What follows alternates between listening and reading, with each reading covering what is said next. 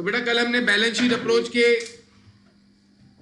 7 cases solve किए और उसमें हमने देखा कि बैलेंस शीट अप्रोच में आपको बैड डेट्स एस्टिमेट करना होता है अकाउंट्स रिसीवेबल के एंडिंग बैलेंस पर परसेंटेज अप्लाई करके। वो जो अमाउंट आता है वो बैड डेट्स एक्सपेंस नहीं होता, वो अलाउंस ऑफ बैड डेट्स होता है जो कि बैलेंस शीट में जाना होता है।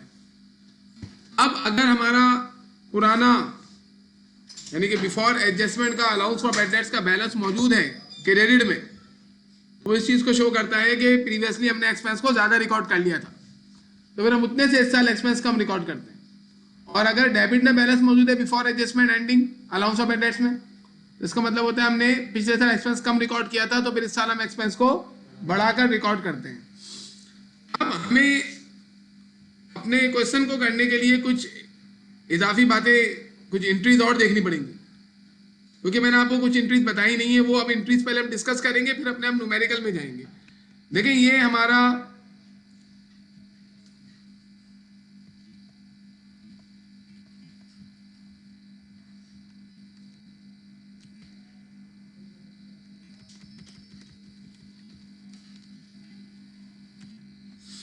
जो हैंडआउट है, इनके इन केसेस के बाद आपको क्वेश्चन नंबर 2 जो नजर आ रहा है, ये फुल फ्लैश्ड क्वेश्चन है बैलेंस शीट अप्रोच का। इसमें आपको अकाउंट रिसीवेबल का भी बिगिनिंग बैलेंस दे रहा है 2009 Jan 1 और अलाउंस ऑफ बैड डेट्स का बिगिनिंग बैलेंस दे रहा है 11,800, जो इस चीज को शो कर रहा है कि पिछले साल जो बैलेंस बच गया था कलेक्ट होना वो 2,95,000 था और उसमें हमने 11,800 रुपीज बैड डेट्स को एस्टिमेट किया था, और इस साल 11,800 से अगर राइट ऑफ हो गया, डिफॉल्ट हो गया, तो इसका मतलब होगा ये हमारी एस्टिमेशन 11,800 की पिछले साल जो की गई थी ये करेक्ट थी। अब इस क्वेश्चन में आपको क्या करना है कि इन्होंने रिसीवेबल का एंडिंग बैलेंस नहीं दिया, ना अलाउंस ऑफ बैड डेट्स का एंडिंग बैलेंस दिया है बिफोर एडजस्टमेंट। आपको अकाउंट रिसीवेबल और अलाउंस ऑफ बैड डेट्स दोनों के एंडिंग बैलेंसेस फाइंड आउट खुद करने पड़ेंगे। बाकी ये सवाल वैसे ही जैसे कल हुआ था, केसेस एक केसेस में बस। और यहाँ लिखा हुआ है कि आपको 4% अप्लाई करना है। It is agreed that estimated allowance for bad debt should be equal to 4% of the debit balance of account receivable. Account receivable का बैलेंस होता है डेबिट में क्योंकि वो एसिड होता है, उस पर आपको 4% अप्लाई करके allowance of bad date estimate करना है। लेकिन उससे पहले कि मैं आपको एक क्वेश्चन सॉल्व करवाऊं, आप जरा एक इजाफी बात देखिएगा। आपको आज से पहले कंट्रोल अकाउंट यानी कि जनरल लेजर और सब्सिडियरी लेजर में फर्क पता है? तो जनरल लेजर और सब्सिडी लेजर में क्या फर्क है? ये जो जनरल लेजर का अकाउंट होता है ना, उसे कंट्रोल अकाउंट कहते हैं, और जो सब्सिडी लेजर में अकाउंट होता है उसको सब्सिडियरी अकाउंट कहते हैं। तो अगर आपका अकाउंट रिसीवेबल, गौर से सुनिएगा, अगर आपका अकाउंट रिसीवेबल का कंट्रोल अकाउंट बैलेंस शो कर रहा है, बैलेंस बीडी, कितना बैलेंस शो कर रहा है आपका? 3 लाख रुपए। इसका मतलब क्या हुआ कि आपको तमाम कस्टमर से कितने रिसीव करने हैं? 3 लाख। क्योंकि ये जो कंट्रोल अकाउंट होता है ना, जनरल लेजर का अकाउंट होता है, और जनरल लेजर के अकाउंट में तमाम कस्टमर का कंबाइंड अमाउंट आपको नजर आएगा। लेकिन अगर आप ये जानना चाहते हैं किस कस्टमर से कितना कितना लेना है, तो उसके लिए आप अलग अकाउंट तैयार करते हैं। They are called subsidiary ledger. इसमें अकाउंट रिसीवेबल के सेवरल अकाउंट्स होंगे, और एस नहीं लगाऊंगा। देखो मैं अकाउंट रिसीवेबल लिखकर नाम लिखूंगा इसके साथ। क्या नाम है आपका?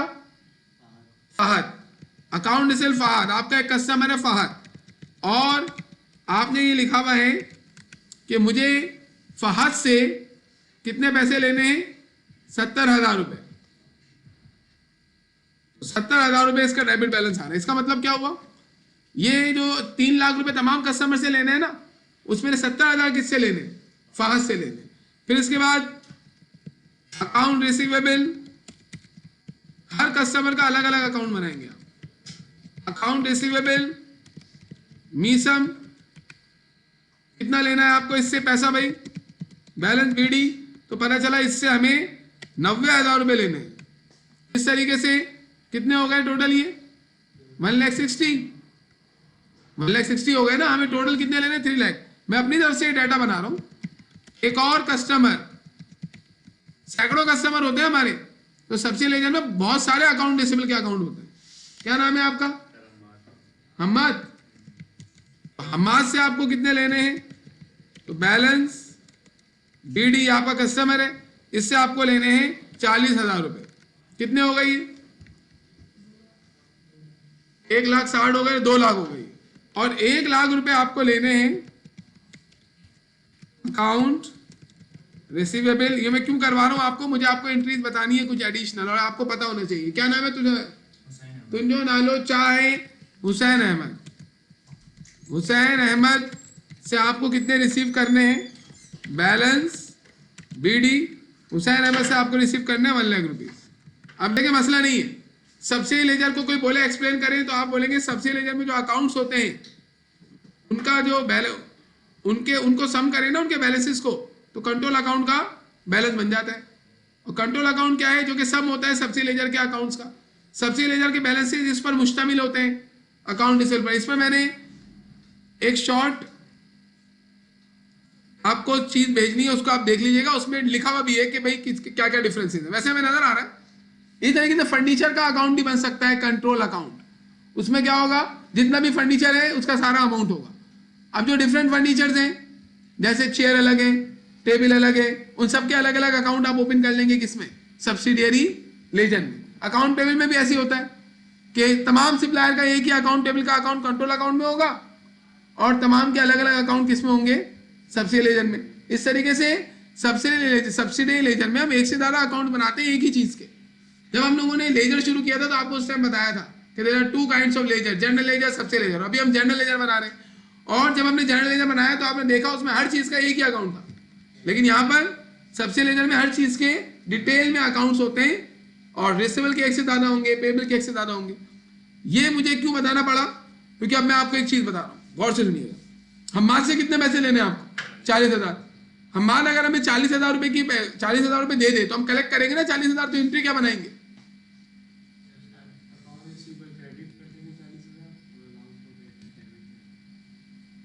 अब पैसे मिल गए उससे राइट ऑफ थोड़ी करना है। Cash debit account receivable credit, right of क्यों कर रहे हो? मार दिया उसको तुमने। Cash debit account receivable credit, जब ये कैश मिलेगा ना तो मैं यहां पर भी अकाउंट रिसीवेबल क्रेडिट करूंगा 40,000 से और यहां पर भी अकाउंट रिसीवेबल क्रेडिट करूंगा 40,000 से। अभी जो मैंने इससे पहले जो अकाउंट रिसीवेबल लिखे थे इन सबका सम कितना बन रहा था? 3 लाख। अब जब मैं ये 40,000 की दोनों जगह पोस्टिंग करूंगा तो अब इसका बैलेंस कितना आ जाएगा भाई? 2,60,000। और ये अकाउंट क्लोज हो जाएगा और जो बाकी अकाउंट बच गए उनको मिला लो 90, 70 और 1 लाख, 2,60,000। इसका मतलब है सब्सिडी लेजर के अकाउंट्स के बैलेंसेस का सम जनरल लेजर के अकाउंट के बैलेंस के बराबर होना चाहिए। अगर नहीं है तो इसका मतलब है कोई एरर हुआ है। अब अगर आप इससे 30,000 रुपए कलेक्ट करते हैं तो यहाँ भी 30,000 से पोस्टिंग होती है क्रेडिट में और यहाँ भी 30,000 से रिसीवेबल क्रेडिट होता है ना कलेक्शन में। अब ये कितना बचा था? 2,70,000 और इनको भी मिलाओ 70, 90 और ये 10 भी है और ये 1 लाख, तो ये 2,70,000 ही हो गया। अब मामला क्या है? मामला ये है, अब हटा रहे हैं इसको, यानी बता अभी मैंने क्या बताया पहले, जनरल लेजर और सब्सिडी लेजर में क्या डिफरेंस है? सही है, जनरल लेजर के जो अकाउंट होते हैं उसी के बैलेंस पर मुश्तमिल होते हैं सब्सिडी लेजर के अकाउंट। फिर हमने बात की अगर कोई पोस्टिंग होगी ना रिसीवेबल से रिलेटेड तो कंट्रोल अकाउंट में भी होती है, सब्सिडी लेजर में भी होती है। हम लोग जो अकाउंट बनाते हैं वो कौन से होते हैं? हम लोग जो अकाउंट बनाते हैं, अभी तक जो अकाउंट बनाए हमने कौन सा सब्सिडी अकाउंट बनाया? हमने सारे कंट्रोल अकाउंट्स बनाए। जनरल लेजर बनाया है हमने या सब्सिडी लेजर बनाया था? पीछे हर जगह जनरल लेजर बनाते हुए आ रहे हो। जनरल लेजर का अकाउंट कंट्रोल अकाउंट होता है, वो एक ही अकाउंट बनाया था आपने, हर चीज का एक ही अकाउंट था। अब अगर हम्माद से 40,000 रुपए लेने हैं और हम्माद हमारी शॉप के पास से जा रहा था, उसने बोला यार जेब में 50,000 रुपए पड़े, काम करता हूं इनसे तो मैं खरीदता ही रहता हूं, इनको 50,000 रुपए ही दे देता हूं। तो हम्माद ने मुझे 50,000 रुपए दिए, यानी आप लोग हम्माद आपका कस्टमर है, हम्माद ने आपको 50,000 रुपए दिए। अब आप एंट्री क्या बनाएंगे? 50,000 रुपए कलेक्ट हुए, एंट्री क्या बनाएंगे? कैश डेबिट, कौन सा पेबिल? पे थोड़ी करना है आपको उसको। उससे ना 10,000 रुपए आपको दिया है एडिशनल अमाउंट, वो आप उसे वापिस थोड़ी देंगे। वापिस देना होता तो आपको क्यों देता? सुन तो लो बात। अकाउंट्स पेबल का मतलब क्या होता है? अकाउंट्स पेबल का मतलब होता है ऐसी लायबिलिटी जो आपको फ्यूचर में पे करनी है। ये पैसे जो आपको 10,000 रुपए इजाफी मिले हैं ये है तो आप पर लायबिलिटी, ये तो आप सही कह रहे हैं, लेकिन इसको अकाउंट्स पेबल थोड़ी बोलेंगे। अकाउंट्स पेबल का टाइटल उस वक्त यूज होगा जब आपको वापिस करने हो पैसे। जी प्रीपेड तो बेटा हम एडवांस जिसको देते हैं, हम एडवांस देते हैं तो प्रीपेड होता है ना, तुक्के क्यों लगा रहे हो? सर्विस तो नहीं दे रहे ना हम, सर्विस दे रहे होते तो अनअर्न्ड होता ही। सर्विस के लिए मैंने लाइबिलिटी का टाइटल क्या बताया? अनअर्न्ड। फॉर एग्जाम्पल आप कमीशन पर काम करते हैं और कमीशन का अमाउंट रिसीव करना था आपको, और आपने 50 लिए 40 की जगह, तो आप एंट्री बनाएंगे cash debit 50,000, account receivable credit 40,000, 40,000 ही है वो, और 10,000 से क्रेडिट कर देंगे अनअर्न्ड कमीशन। फिर जब अनअर्न्ड कमीशन अर्न होगा तो आपको मालूम है क्या होगा, अनअर्न्ड कमीशन कम करके डेबिट कर देंगे, कमीशन कम को बढ़ा के क्रेडिट कर देंगे। लेकिन अभी फिलहाल क्या एंट्री बनेगी? कैश डेबिट 50,000 और अकाउंट रिसीवेबल क्रेडिट 40,000 और अनअर्न्ड कमीशन। लेकिन अगर गुड्स का एडवांस आ रहा हो, गुड्स का, बेटा प्रीपेड आप लोगों ने गलत बोला था ना, ऐसे नहीं बोले, गलत गलत सही चीज बोला करें, अब आप बड़े हो गए। अब ये जो एडवांस आ रहा है ना मेरे पास गुड्स का आ रहा है, और जो गुड्स का एडवांस हमारे पास आता है ना कस्टमर के पास से, उसकी लायबिलिटी का टाइटल अलग है, बता रहा हूं, लिखा हुआ भी नजर आ रहा होगा। उसका टाइटल है एडवांस फ्रॉम कस्टमर। क्या टाइटल है? Advance from customer is a title for liability.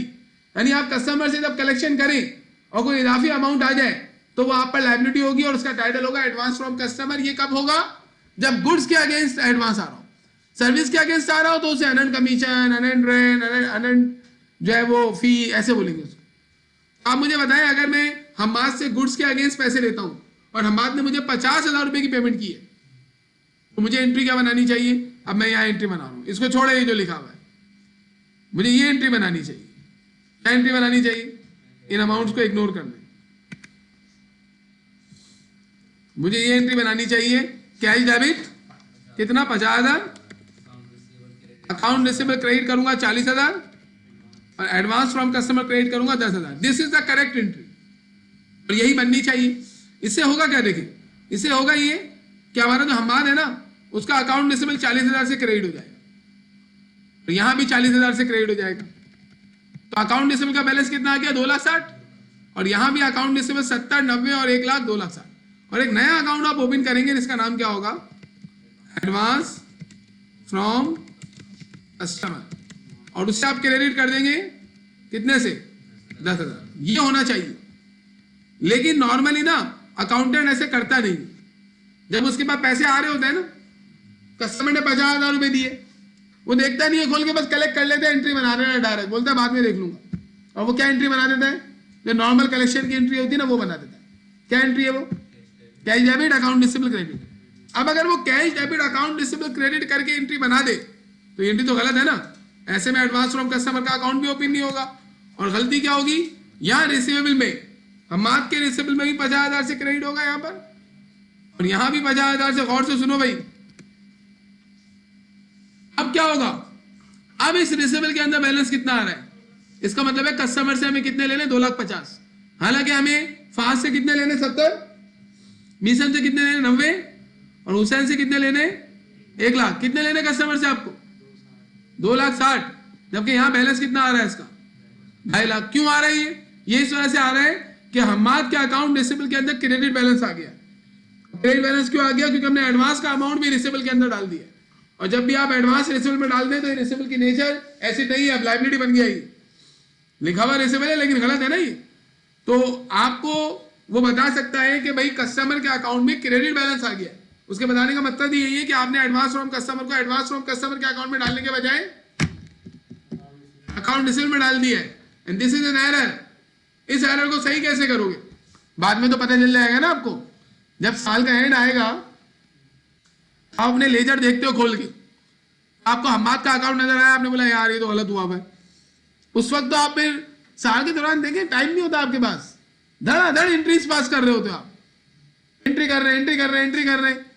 तो उसमें इस तरीके से अकाउंटेंट से हो जाता है। अगर ऐसा ना हो और वो सही करेक्ट एंट्री पास करे, अकाउंटेंट बड़ा जो है वो केयरिंग पर्सन है, मतलब बहुत एहतियात करता है, केयरलेस नहीं है। तो वो पहले जाएगा, देखेगा हम्माद के अकाउंट में 40 था, दिए 50 हैं, तो वो सही वाली एंट्री बना देगा।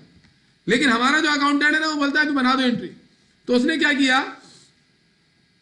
उसने ये एंट्री बना दी, कैश डेबिट 50,000 और अकाउंट रिसीवेबल क्रेडिट 50,000, ये एंट्री बना दी। And this is a wrong entry, क्योंकि इसमें इसने एडवांस फ्रॉम कस्टमर रिकॉर्ड नहीं किया।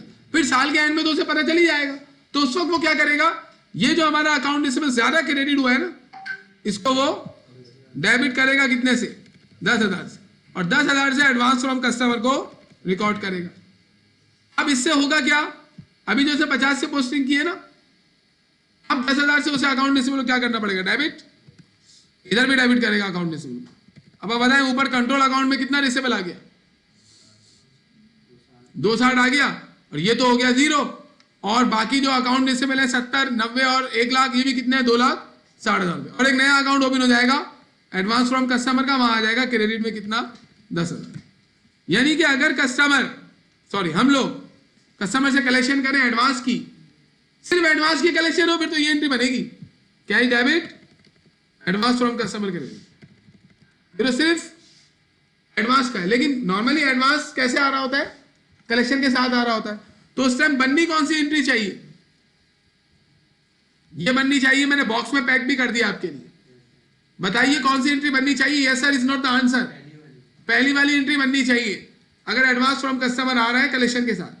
लेकिन अगर अकाउंटेंट ये एंट्री बना दे तो फिर उसका लेजर डिस्टर्ब हो जाएगा, कस्टमर के अकाउंट में क्रेडिट में बैलेंस आ जाएगा, और कंट्रोल अकाउंट का जो बैलेंस होगा वो मैच नहीं होगा किससे, सबसे लेजर के अकाउंट्स के टोटल से, क्योंकि सबसे लेजर के अंदर कौन बचेगा बाद में, सिर्फ कौन कौन बचेगा, हुसैन बचेगा, फहद और मीसम, उसका सम अगर हम करेंगे तो जनरल लेजर के अकाउंट के बराबर नहीं आएगा, क्योंकि जनरल लेजर के अंदर बैलेंस कम आएगा।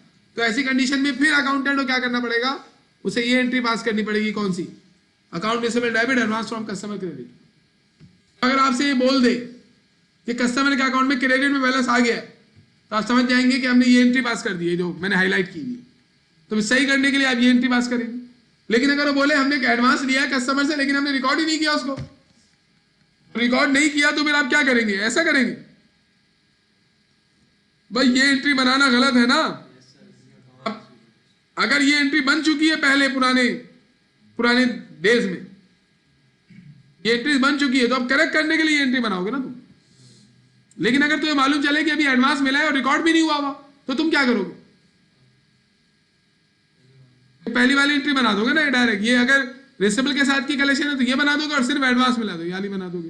यानी अगर आपको न्यूमेरिकल में ये बताया जा रहा है कि 1 लाख रुपए कस्टमर से एडवांस आया बस और रिकॉर्ड नहीं हुआ, तो आप बोलेंगे cash debit advance from customer credit, this is the correct entry, कोई प्रॉब्लम नहीं। वो आपसे बोले भाई कस्टमर को से 50 लेने थे, सॉरी 40 लेने थे, उसने 50 दे दिए और ये रिकॉर्ड भी नहीं हुआ तो भी आप ये दूसरी वाली एंट्री बना देंगे फिर। लेकिन वो बोले कस्टमर से एडवांस मिल गया, हमने रिकॉर्ड भी कर दिया, लेकिन कस्टमर के अकाउंट में क्रेडिट बैलेंस आ गया सब्सिडियरी लेजर में, तो आप समझ जाएंगे हमने किस में डाल दिया इसको, कहां डाल दिया, नहीं ना, आप बोल नहीं रहे ना।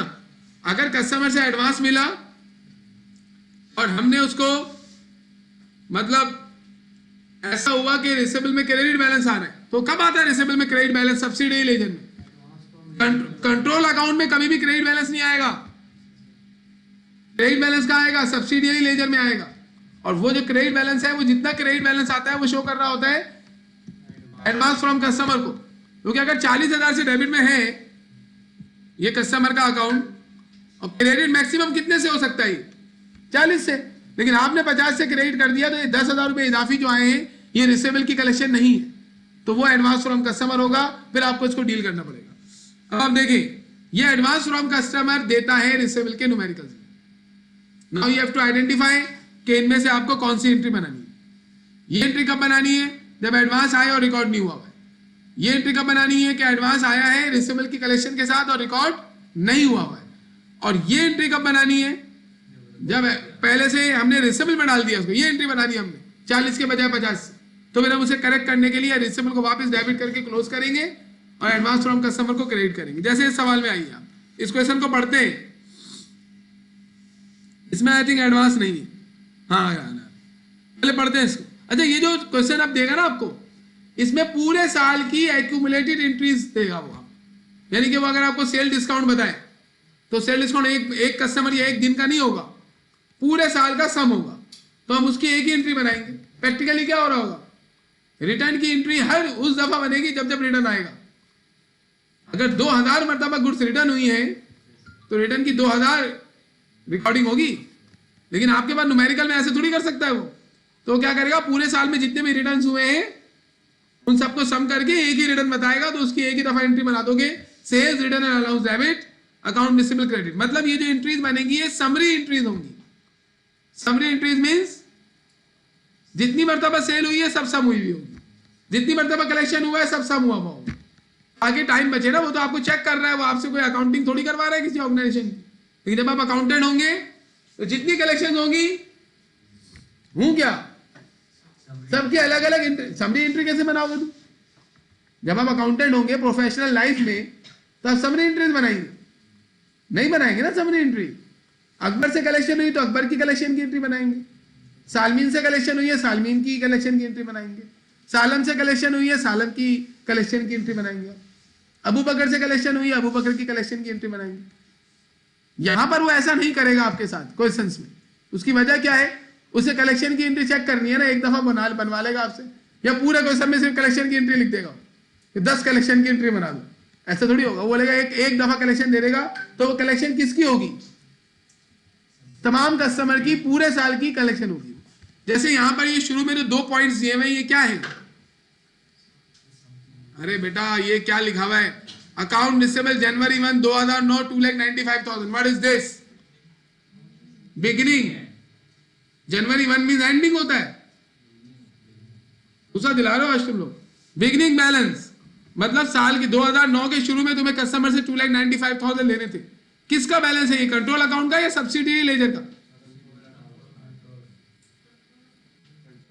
कंट्रोल अकाउंट का। अलाउंस ऑफ बैड डेट जनवरी 1 2009, ये भी कंट्रोल अकाउंट है, सही। ये बैलेंसेस हैं और इनकी क्या एंट्रीज बनेंगी, इन बैलेंसेस की। अबे बैलेंस की एंट्री नहीं बनती भाई, आपको पता नहीं है ट्रांजेक्शन क्या होती है। व्हाट इज ट्रांजेक्शन, जो आपकी फाइनेंशियल पोजीशन को चेंज करे।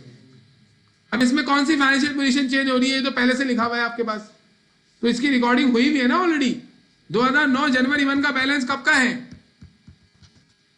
2008 दिसंबर 31 का है, और 2008 दिसंबर 31 में तो बैलेंस आ रहा है, वो पिछले सालों की रिकॉर्डिंग है, तो बैलेंस की एंट्री नहीं बनती। अल्लाह के बंदो 2 करोड़ मतलब बता चुका हूं मैं, इन दोनों की एंट्रीज नहीं बनेंगी। एंट्रीज बनेगी आगे वाले डाटा से। Gross credit sale for the year, इसके कहने का मतलब है क्रेडिट सेल। ग्रॉस मतलब इसमें cell return sale discount less नहीं हुआ जी। क्या एंट्री बनेगी इसकी, जो है वो देखो ना आप क्या लिखा हुआ है, क्रेडिट सेल लिखा हुआ नजर नहीं आ रहा। Account receivable debit sales credit.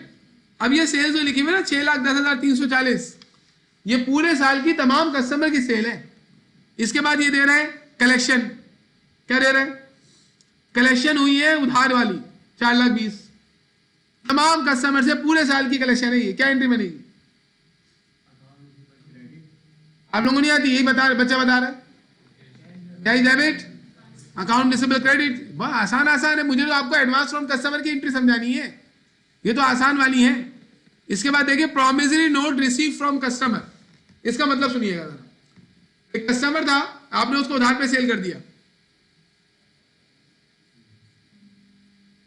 लिख लिख के बातें कर रहे हो, कॉल रिसीव करने बाहर जाए, तो बच्चे जो है वो लिख लिख के रजिस्टर पे बातें करते थे पहले, अब मोबाइल पे लिख के बातें करते। चलो बोलते तो नहीं है ना। एक कस्टमर को आपने सेल किया उधार पर, ओरल प्रॉमिस मतलब अकाउंट रिसीवेबल। जब आप अपनी शॉप पे बैठे हुए थे तो आपने अपने दोस्त को बताया कि मैंने जो है वो चौहान साहब को सेल कर दी, तो उन्होंने बोला चौहान साहब पैसे नहीं देंगे बेटा, तुमने पूछना तो चाहिए था पहले, चौहान भाई को सेल कर दी तुम जाओ जरा पैसे लेके दिखा दो उनसे।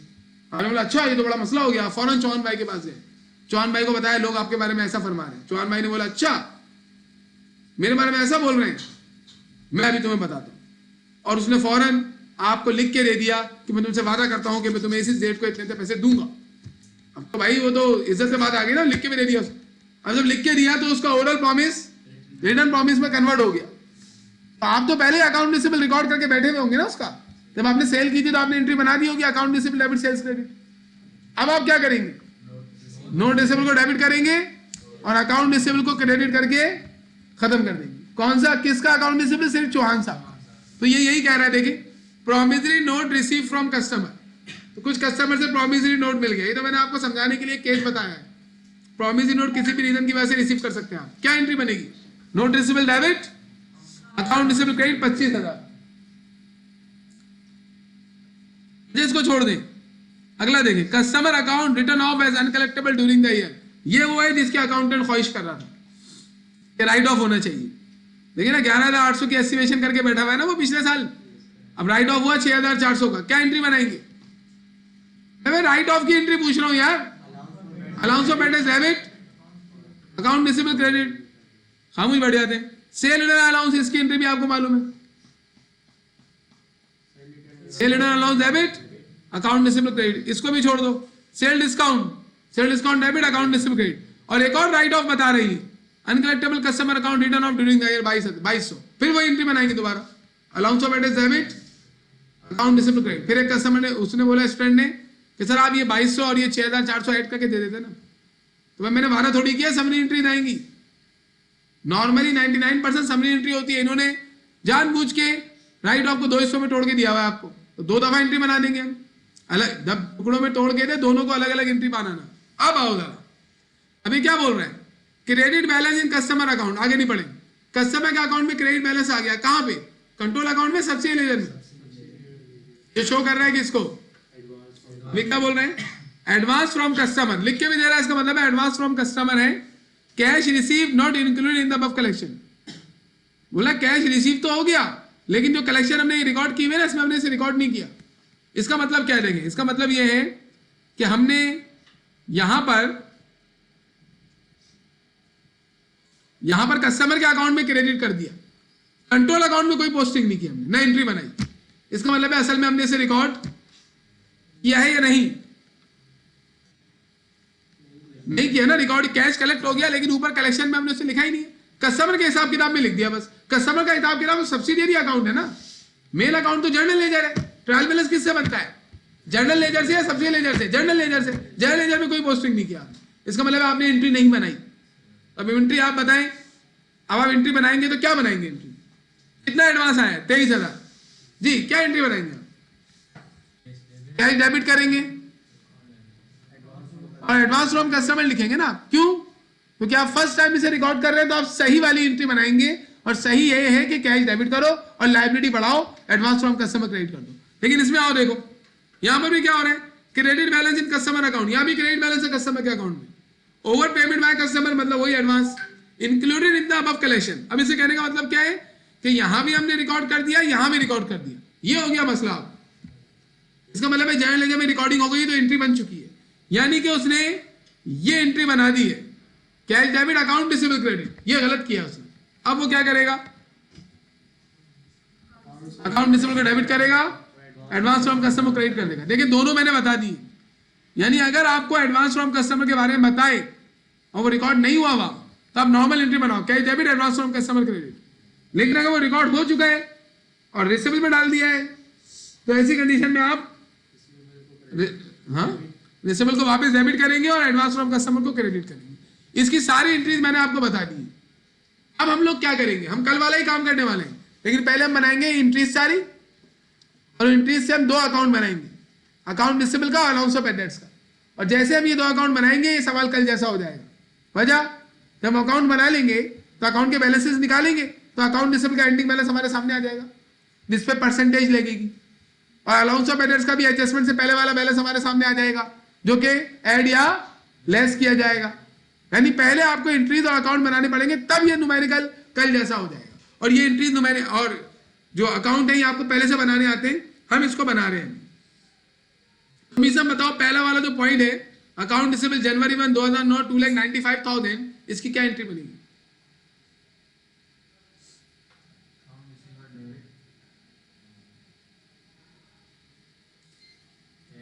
बोलने के लिए मेरे पास बहुत कुछ है अभी जो मैं आपको बोल सकता हूं, लेकिन बस कंट्रोल करके मैंने रखा हुआ है, क्योंकि नहीं बोलना चाहिए किसी को इस तरीके से।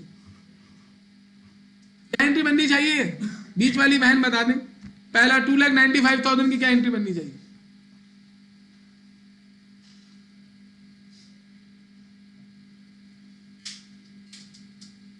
आप बताओ। हम बात एंट्री बताओ, 2,95,000 की क्या एंट्री बननी चाहिए?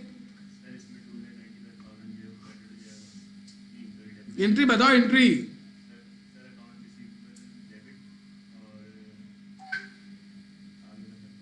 असल में नशे की हालत में रहना, जिन जो आंसर नहीं दे पा रहे उनके बारे में बोल रहा हूँ। थोड़ा सा बोलने का मतलब दिल कर रहा है। नशे की हालत में रहना सही नहीं होता, होश की हालत में रहे, नींद में नहीं रहे, गुनूदगी में तो नहीं है ना। बैलेंस की एंट्री नहीं बनती, अभी तो बताया था। बैलेंस का मतलब क्या होता है? इतना हमें कस्टमर से लेना है। अब इतना आपको कस्टमर से लेना है, मैं बोल रहा हूं मुझे कस्टमर से 2,95,000 रुपीज लेने हैं, तो इसे रिकॉर्ड, एंट्री का मतलब क्या होता है? रिकॉर्ड कर रहे हैं। तो क्या ये ऑलरेडी रिकॉर्डेड नहीं होगा? रिकॉर्डेड है ना, प्रीवियस सेल्स में आपने रिकॉर्ड कर लिया था भाई। अब क्या बैलेंस की एंट्री बना रहे हो यार? बैलेंस की एंट्री नहीं बनती, जनरल एंट्री नहीं बनती, रिकॉर्डेड होता है वो। तो ना जनवरी 1, ये दोनों बैलेंसेस 2,95,000 रिसीवेबल का बैलेंस, 11,800 अलाउंस ऑफ एडेट्स का बैलेंस, इन दोनों की एंट्री नहीं बनेगी। Are you okay? सही है, चलें। अल्लाह हम सबकी मदद फरमाए। आप लोगों की दुआएं कर करके जो है ना,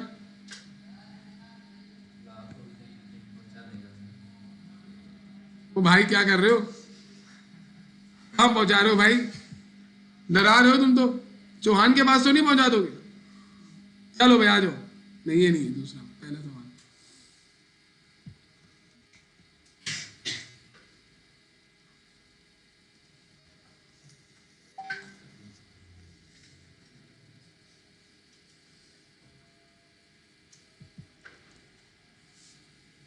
हाँ, चले मैं, अब हम यहां पे सॉल्यूशन करेंगे। किसका?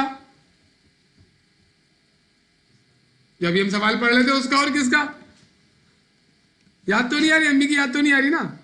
चलो, अल हमरा एंटरप्राइजेस, क्वेश्चन नंबर 2, हम यहां लिखेंगे अल हमरा एंटरप्राइजेस। अरे बड़ा आसान सा न्यूमेरिकल है यार, तो लोग एंट्रीज सही बनाओ, गौर से सुनो, बहुत इजी है ये। इसको मुश्किल आप खुद करेंगे अगर आप नहीं गौर से सुनेंगे। अगर क्लास में कोई बच्चा बैठा हुआ है तो 10% तो उसको ऐसी आ जाएगी चीजें, और पार्टिसिपेशन भी कर रहा है तो 60% नॉलेज हो जाती है उसकी, बाकी 40% प्रैक्टिस से पूरी करेगा वो। जो क्लास में स्टूडेंट होता है ना, उसको ज्यादा, उसकी ज्यादा अहमियत होती है इन शॉर्ट, क्योंकि एनवायरमेंट में रहा वो। अब यानी कि डेट लिखेंगे। अब आप मुझे बताएं, ये जो मैं ट्रांजेक्शन की एंट्रीज बनाऊंगा, कहां से बनाऊंगा? 6,10,340 वाले अमाउंट से। ये ट्रांजेक्शन कब हुई? 23 का लिखा हुआ बेटा।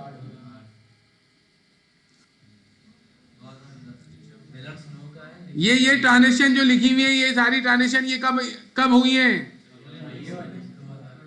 2009 में हुई है ना। अल्लाह के बंदे, इनकी बात कर रहा हूं मैं। ये जो बैलेंसेज है ये पिछले साल की है, पिछले साल की ट्रांजेक्शन का डाटा ही नहीं दिया हुआ।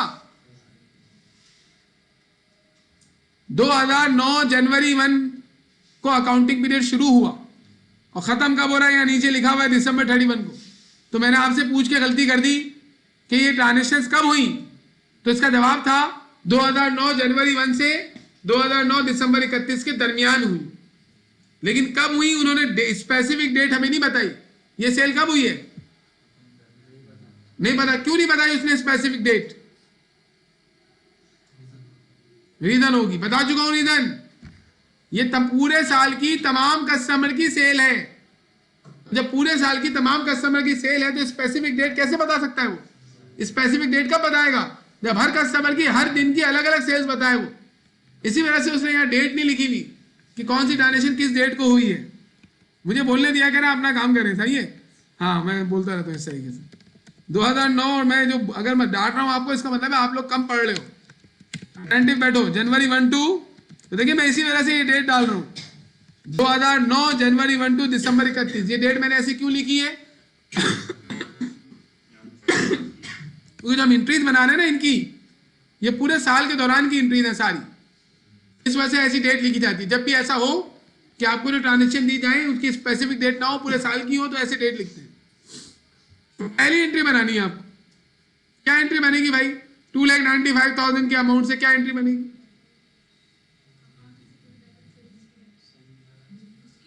उसकी नहीं बनेगी, फिर किसकी बनेगी? ये 2200, 6,10,340 से क्या एंट्री बनेगी?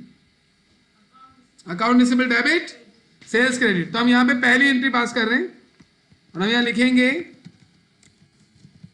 Account receivable debit sales credit. Narration to record credit sales. Next amount क्या है? 6,10,340।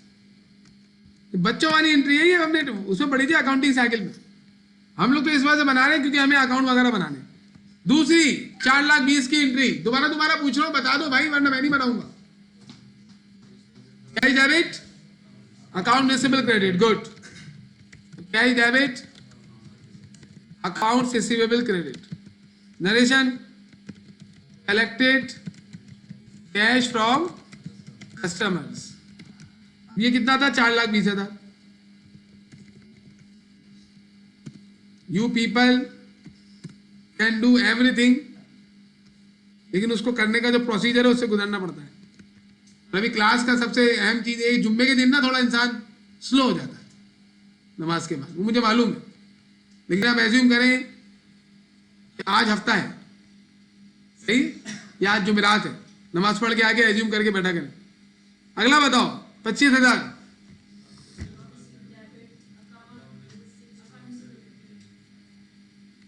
Note receivable debit account receivable credit, सही है। तो हम क्या लिखेंगे?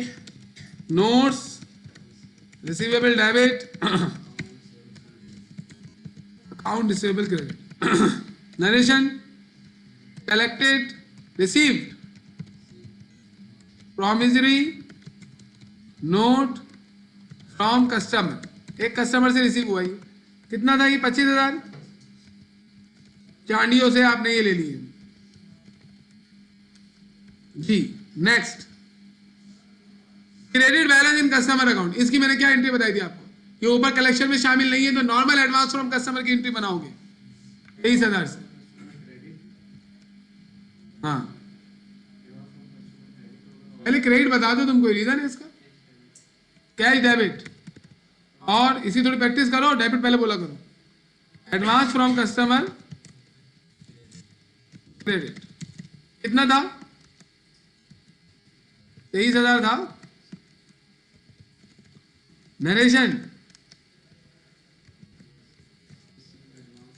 हाँ सही है। Received advance from customer. अगर ये सर्विस का एडवांस होता तो कैश डेबिट अनंत क्रेडिट होता, सही। यू नो इट, एडजस्टमेंट में भी आपने डिटेल में अनंत को देखा। और जब हम कस्टमर को गुड सेल करेंगे तो ये एडवांस फ्रॉम कस्टमर अभी हुआ नहीं है, ऐसी मैं बता रहा हूं। कस्टमर को जब गुड सेल करोगे तो क्या एंट्री बनाओगे फिर? इस वाले को जिसको तुमने एडवांस दिया है, जिससे एडवांस लिया है। हाँ हाँ, एडवांस फ्रॉम कस्टमर कम करके डेबिट कर दोगे, लायबिलिटी खत्म हो जाएगी और सेल्स क्रेडिट हो जाएगा। Good, okay. इसके बाद बताओ 6,400 से राइट ऑफ। राइट ऑफ की एंट्री तो बचपन में पढ़ी थी आपने। Allowance for bad debts debit और अकाउंट रिसीवेबल क्रेडिट। कल भी हमने ये बनाई several times. Wrote off worthless customers account कितना? 6,400। तो क्वेश्चन मुझसे बोल रहा है सर वो कहां गया, कल वाला काम तो आ रहा नहीं है। वही करने के लिए तो एंट्री बना रहे हैं। कल में ये हर केस में ये एंट्रीज डाल देता बीच में, तो एक दिन में तो नहीं पढ़ सकते थे आप। इस वजह से मैंने सब में एंडिंग बैलेंसेस दे दिए थे। अब हम खुद एंडिंग बैलेंसेस निकाला करेंगे। अब देखिए, तो जरूरी नहीं है कि हमेशा आपको एंडिंग बैलेंस निकालना पड़े। हो सकता है कि इस सवाल में एंडिंग बैलेंस दे दे, क्वेश्चन पढ़ना पड़ेगा कोर्स से। सेल रिटर्न एंड अलाउंस 30,200 जी। Sales return and allowance debit और accounts receivable credit. Narration to record sales return and allowance कितना? 30,200। बताते नहीं है आप लोग कितना है। Next number 7। मैं आपसे एक सवाल पूछने वाला हूं। 1,200 की बताएं क्या एंट्री बनेगी? ये एडवांस फ्रॉम कस्टमर है और ये ऊपर कलेक्शन में शामिल है जी। अकाउंट रिसीवेबल क्रेडिट ज्यादा हो गया है, उसको वापस डेबिट कर देंगे, और advance from customer credit.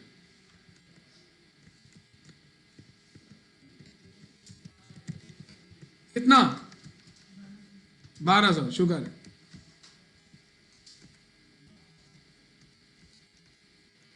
Narration to record advance from customer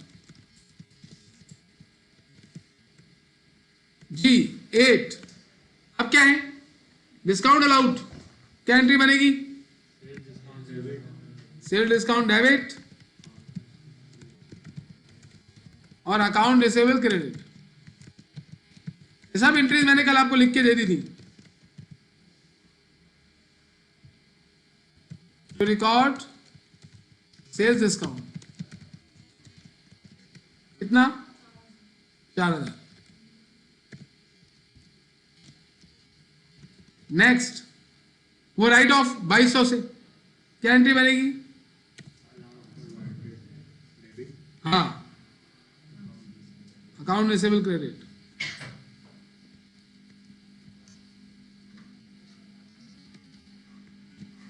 कितना अमाउंट?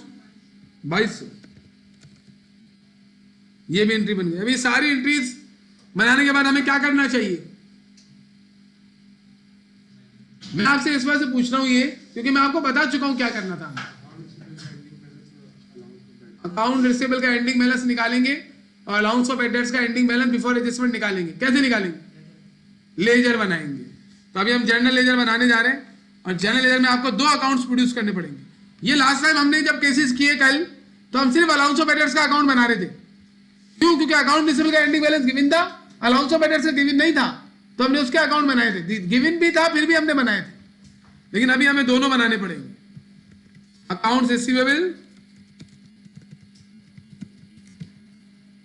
देखिए आप खाना खाते हैं, जब आप खाना खाते हैं तो आपको समझ में आया था नमक ज्यादा है या कम है, या नहीं आता? नहीं आता तो फिर एबनॉर्मल है, आप अपने हट जाए। अगर आता है समझ में, तो आप इसको, आपको ये भी समझ में आना चाहिए कि क्वेश्चन के अंदर क्या चीज दी हुई है, क्या चीज नहीं दी हुई है पढ़कर। बिल्कुल वैसा ही काम करना है। क्वेश्चन आपने पढ़ा, एंडिंग बैलेंस है या नहीं है, सवाल पढ़ के मालूम करना है। वही नमक की तरह ही है। अब नमक आप बचपन से खा रहे हैं तो आपकी प्रैक्टिस ज्यादा हो गई है, समझ में आ रही है, तो इसकी भी प्रैक्टिस करनी पड़ेगी ना। अब यहां भी वैसी डेट लिखेंगे 2009 Jan 1 to December 31। अब आपको देखें ना, पहले दिन के मुकाबले में आज के दिन, जिन लोगों ने अकाउंटिंग कभी भी नहीं पढ़ी, डिफरेंट होंगे आप, अगर आपने मेहनत की है पीछे, अगर आप सब चीजें वो करते हुए आ रहे हैं जो हम कर रहे हैं, हमने की है, और आपको सारी चीजें याद हैं, तो यू आर डिफरेंट। आपको चीजें उस दिन के मुकाबले में, जिस दिन अकाउंटिंग इक्वेशन पढ़ रहे थे हम, उस दिन के मुकाबले में बहुत स्ट्रांग होंगे आप। लेकिन आपने पीछे वाले काम छोड़े हुए, तो फिर वही वाली बात हो गई कि KG 1 पढ़ी नहीं है और मैट्रिक का पेपर दे रहे हैं। ऐसा लगेगा मुश्किल, किसी और से दिलवाओगे पेपर तुम ऐसे में। अच्छा, ये अकाउंट बनाने का तरीका क्या होता है? हमेशा सबसे पहले बिगिनिंग बैलेंस लिखा जाता है अकाउंट में, और अकाउंट रिसीवेबल का बिगिनिंग बैलेंस कितना? 2,95,000। अब जब मैंने एक दफा बैलेंस BD लिखकर ये बिगिनिंग बैलेंस 2,95,000 लिखा, तो फौरन एक बच्चा खड़ा हो गया, बोल रहा सर आप तो कह रहे थे ये लिखेंगे नहीं। भाई मैंने ये नहीं बोला लिखेंगे नहीं, मैंने आपसे कहा है कि जर्नल में एंट्री नहीं बनेगी, लिखेंगे तो उसको ना, पुराना हिसाब है ये। अल्लाह के बंदे पता नहीं कैसे कैसी बातें बोलते रहते। अब जर्नल में हो सकता है ना आपकी क्लास में कोई ऐसा सोच रहा हो, ये मेरा ख्याली बच्चा है जिसके बारे में मैं आपको बताता हूँ, इसकी एग्जिस्टेंस नहीं है, तो ये असल में कोई सोच रहा हो तो उसको पता चल जाता है। हाँ भाई, पहली एंट्री में अकाउंट इसमें क्रेडिट हो रहा है ना, डेबिट हो रहा है बेटा, जाग जाए। 6,10,340। तो आप क्या करेंगे? आप जनरल लेजर में आएंगे और यहाँ लिखेंगे पहली एंट्री में अकाउंट रिसीवेबल 6 लाख, और पोस्टिंग करनी है 340, बचपन वाला काम है ये। और यहाँ क्या आ जाएगा? सेल्स। सारी पोस्टिंग करके अकाउंट बैलेंस कर लो, एंडिंग बैलेंस आ जाएगा जी। फिर अकाउंट रिसीवेबल क्रेडिट 4,20,000 दूसरी एंट्री में, तो दूसरी एंट्री में आप यहाँ लिखेंगे अकाउंट रिसीवेबल क्रेडिट हो रहा है 4,20,000, सामने क्या आ जाएगा, कैश। ओके, उसके बाद फिर अगली एंट्री में देखें, बताएं ना बेटा, क्या मैं कर दूं खुद सॉल्व? क्रेडिट हो रहा है थर्ड में, थैंक यू। तो आप लिखेंगे 3 और क्रेडिट कर देंगे कितना, 25,000। सामने क्या लिखेंगे, नोट्स रिसीवेबल। अच्छा, मुझे नहीं आता लेजर बनाना, आप लोग बनवा रहे हो, ओके। फिर उसके बाद फोर्थ में तो है ही नहीं रिसीवेबल। 5 में अकाउंट रिसीवेबल क्रेडिट हो रहा है 6400 से। अब यहाँ आएंगे और 5 में अकाउंट रिसीवेबल क्रेडिट करेंगे 6400 से, और सामने क्या लिख देंगे, अलाउंस फॉर बैड डेट्स। इसके बाद फिर आगे चलो, फिर अकाउंट रिसीवेबल क्रेडिट हो रहा है 30,200 से 6 में, आप उसे भी कर दें। 6 में कितना, 30,200 से, और रीजन क्या है, सेल्स रिटर्न। इसके बाद फिर अकाउंट रिसीवेबल डेबिट हो रहा है 7 में 1200 से, आप आए और 7 में डेबिट करें 1200 से, सामने क्या लिख देंगे, एडवांस फ्रॉम कस्टमर्स। फिर इसके बाद फिर अकाउंट रिसीवेबल 8 में भी क्रेडिट हो रहा है 4,000 से, तो आप क्या करेंगे, 8 में आएंगे और क्रेडिट कर देंगे 4,000 से। 8 में क्रेडिट 4,000 से, और सामने क्या लिख देंगे, सेल्स डिस्काउंट। फिर उसके बाद जाएंगे आप, फिर अकाउंट रिसीवेबल क्रेडिट हो रहा है 2200 से, तो 9 में क्रेडिट कर देंगे इसको 2200 से, और सामने क्या लिख देंगे, advance from customer, sorry allowance of एडेट्स, राइट ऑफ वे। अब इसको बैलेंस करना है यार बच्चों, बचपन वाली चीजें हैं सारी। चलो पहले फूडिंग होगी दोनों साइड्स की, तो इसकी फूडिंग आ गई, सही है। इसके बाद आप क्रेडिट की फूडिंग करेंगे। इस अकाउंट को ना हाथ के हाथ बैलेंस कर लिया जाता है, क्योंकि इसका एंडिंग बैलेंस जब तक निकलेगा नहीं। अभी बताए कौन सी एंट्री बनना रह गई है, नहीं एंट्री यार, जर्नल एंट्री की बात कर रहा हूं। कौन सी जर्नल एंट्री बनना रह गई, मतलब कौन सी एंट्री बनना रह गई, लेजर की बात नहीं कर रहा, तो बनती नहीं है ना बिगिनिंग की, तो एंट्री बननी है वो। हाँ, अल्लाह के बंदों,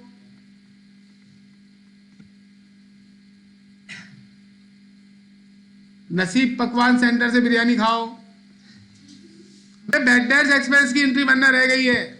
ये सारा काम क्यों कर रहे हैं, बैड डेट्स एस्टिमेट करने के लिए। अच्छा, बैड डेट्स एस्टिमेट होगा तो उसकी एंट्री बनेगी, कोई मसला नहीं है, ये होता है। ये तो मैं इस वजह से इस तरीके से कर रहा हूँ कि तुम लोग को याद हो जाए, समझ में आ रही है, परेशान होने की जरूरत नहीं है। अच्छा, बैड डेट्स की एंट्री क्या बनती है, बैड डेट्स में डेबिट अकाउंट रिसीवेबल क्रेडिट और allowance of bad debts credit. तो क्या बैड डेट्स की एंट्री में अकाउंट रिसीवेबल आता है, नहीं, तो इसका मतलब अकाउंट रिसीवेबल के अंदर मजीद कोई एंट्री पोस्ट नहीं होगी। इस वजह से मैं इसको बैलेंस कर दे रहा हूं डायरेक्ट, क्योंकि इसमें मजीद कुछ नहीं आना है, बैलेंस कर देंगे इसको। ये आ गया टोटल, यही टोटल यहां कॉपी हो जाएगा। कम कहां पर है, क्रेडिट में कितना कम है, टोटल में से माइनस कर देंगे क्रेडिट की फूटिंग को, ये आ गया balance. This is balance CD, ये तो पता है ना आपको। और यहां आएगा क्या, दिसंबर 31, और यही चीज, यही बैलेंस डेबिट में 9 के नीचे कॉपी होगा, बैलेंस बीडी, और डेट आएगी 2010 Jan 1। ये अकाउंट बैलेंस हो गया। अब इस अकाउंट के बैलेंस होने के बाद हमें क्या मालूम चला, हमें ये मालूम चला कि जो परसेंटेज बोल रहे हैं ना वो 4% लगाओ, वो किस पे लगाएंगे, 2,95,000 पे या 4,20,000 पे, 4,18,740 पे लगाएंगे। This is the ending balance. एक बच्चा बोल रहा था इस पे क्यों नहीं लगाएंगे, 9,06,540 पे, ये बैलेंस छोड़िए भाई, क्या हो गया। अब एक अकाउंट और बनाना रह गया, क्या, अलाउंस फॉर बैड डेट्स। ये जो अकाउंट है ना, ये मैं बनाऊंगा तो अभी, लेकिन इसे बैलेंस नहीं करूंगा। वजह, क्योंकि अभी इसमें बैड डेट्स एक्सपेंस की एंट्री पोस्ट होती है, allowance for bad debts credit होगा, इसमें पोस्ट होगी ना। जैसे पहले डेट लिखेंगे, क्या डेट आएगी, 2009 Jan 1 to December 31। किसकी याद आ रही है भाई, अच्छा अल्लाह मगफरत करे। जैन 1 to दिसंबर 31। ये लिखने के बाद आप क्या करेंगे? पहले अकाउंट बनाते वक्त सबसे पहले क्या? बिगिनिंग इन्वेंट्री, बिगिनिंग इन्वेंट्री नहीं, बिगिनिंग बैलेंस डालेंगे अलाउंस ऑफ डेट्स का। बिगिनिंग बैलेंस कितना है? 11,800। कहाँ लिखूं? डेबिट में लिख दूं? क्रेडिट में क्यों? क्योंकि ये कॉन्ट्रा एसिड है और कॉन्ट्रा एसिड का बैलेंस हमेशा क्रेडिट में आता है। तो यहां लिखेंगे आप 11,800। What is this? Balance BD, beginning balance आ गया। अब क्या करेंगे? पोस्टिंग करेंगे। कहां से पोस्टिंग करेंगे? जर्नल से। और देखते हैं जर्नल में कहां कहां अलाउंस ऑफ एड्रेस आया है जी। 5 एंट्री में अलाउंस ऑफ एड्रेस डेबिट हो रहा है। तो आप क्या करेंगे? यहां आएंगे और एंट्री नंबर 5 में से डेबिट करेंगे कितने से? 6,400 से। सामने लिख देंगे अकाउंट रिसीवेबल। हो गया। और कोई एंट्री जिसमें अलाउंस ऑफ एड्रेस आ रहा हो? 9 में 2,200 से, तो 9 वाली भी डेबिट ही हो रही है भी, तो हम 9 में से डेबिट कर देंगे 2,200 से। यहां लिख देंगे अकाउंट में। ये जो हमने अभी तक का काम कर लिया ना, अब हम उस पोजीशन पे आ गए हैं जैसे हमने केसेस में काम किया था। अब हम अपना कंप्यूटेशन बना सकते हैं। कल हम क्या कर रहे थे? कल हम तो अलाउंस ऑफ एड्रेस का अकाउंट बनाकर डायरेक्ट कंप्यूटेशन बनाना शुरू कर दिया था। अब हम कंप्यूटेशन बनाएंगे because we know the ending balance of account receivable 4,18,740 and we know the ending balance of allowance for bad debts before adjustment। before adjustment का बैलेंस कैसे निकालोगे? अलाउंस फॉर बैड डेट्स का अकाउंट बहुत important होता है। 11,800 की estimation थी, right of कितने से हुआ? सम करो इसको, 8,600 से। कम राइट ऑफ हुआ ना? कितना कम राइट ऑफ हुआ? ये देखने से माइनस नहीं होगा। 11,800 माइनस 8,600 करो ना भाई, 3,200। इतनी गौर से अगर आप देखेंगे तो आग लग जाएगी वहां पर अमाउंट पे। आपको चाहिए कैलकुलेटर निकाले और माइनस करें, फिर अमाउंट आ जाएगा आपके पास। तो 3,000, ये 3,200 क्या है? ये अलाउंस ऑफ एड्रेस का क्रेडिट बैलेंस है बिफोर एडजस्टमेंट, और ये वो अमाउंट है जिससे पिछले साल एक्सपेंस अब इस साल इतने से ही कम रिकॉर्ड करेंगे। अब कैसे करेंगे? We are going to make the computation and this is computation for estimated bad debts. और यहां पॉलिसी दी हुई है, देखें क्या पॉलिसी है? 4% लगा दो अकाउंट रिसीवेबल के एंडिंग बैलेंस। अकाउंट रिसीवेबल का एंडिंग बैलेंस हमें मालूम है ना, पहले पॉलिसी लिखते हैं। क्या पॉलिसी? एस्टिमेटेड, अभी कल जैसा काम हो गया, bad debts are 4% of year end accounts receivable. अब आप यहां लिखेंगे estimated allowance for bad debts. कैसे निकलेगा? अकाउंट रिसीवेबल का एंडिंग बैलेंस ले लेंगे। एंडिंग बैलेंस क्या है? 4,18,740, 418,740। तो आप यहां लिखेंगे 418,740। इस पर आप परसेंटेज लगाएंगे 4%। आपके पास अमाउंट आ जाएगा किसका? अलाउंस फॉर बैड डेट्स का।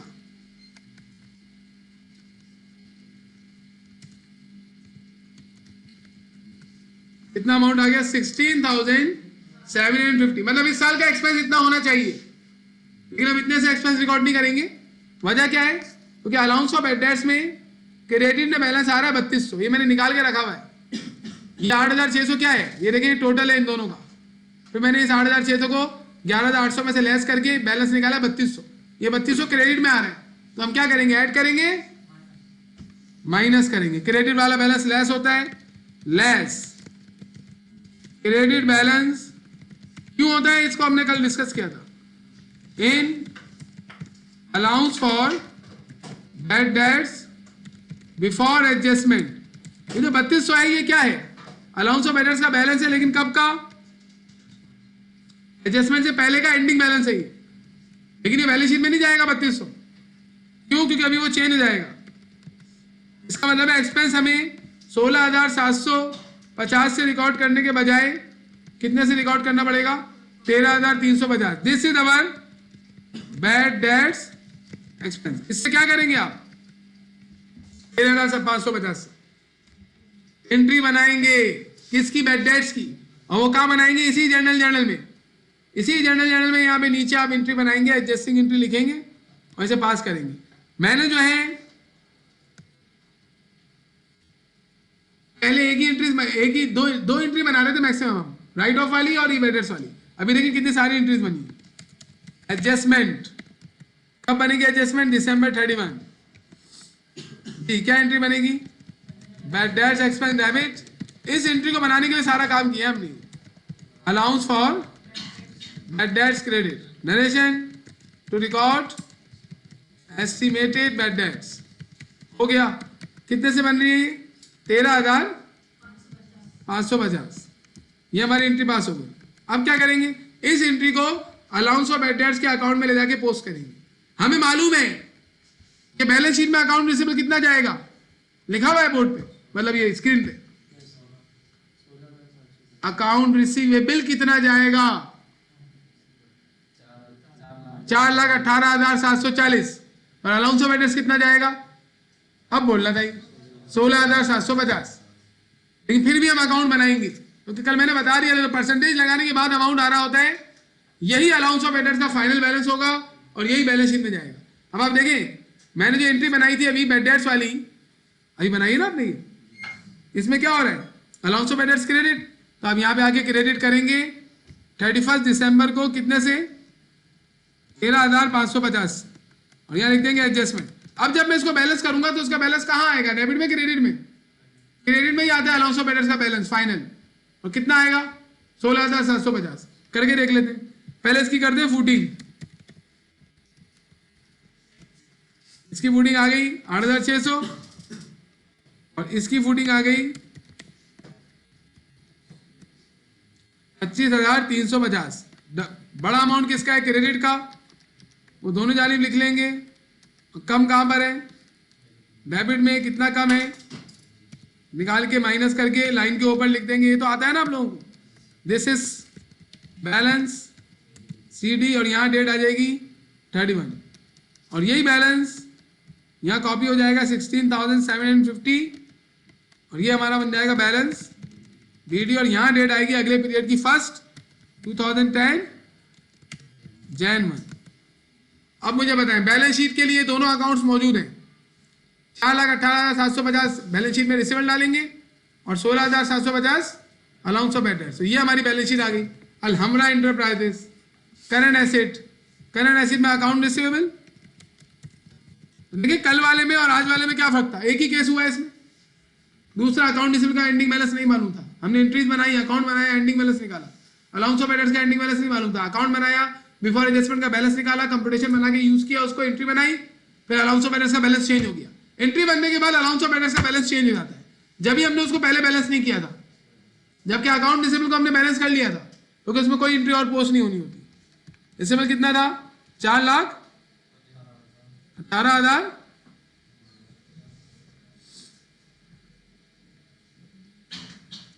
4,18,740 रुपए और उसमें से लेस हो जाएगा अलाउंस फॉर बैड डेट्स।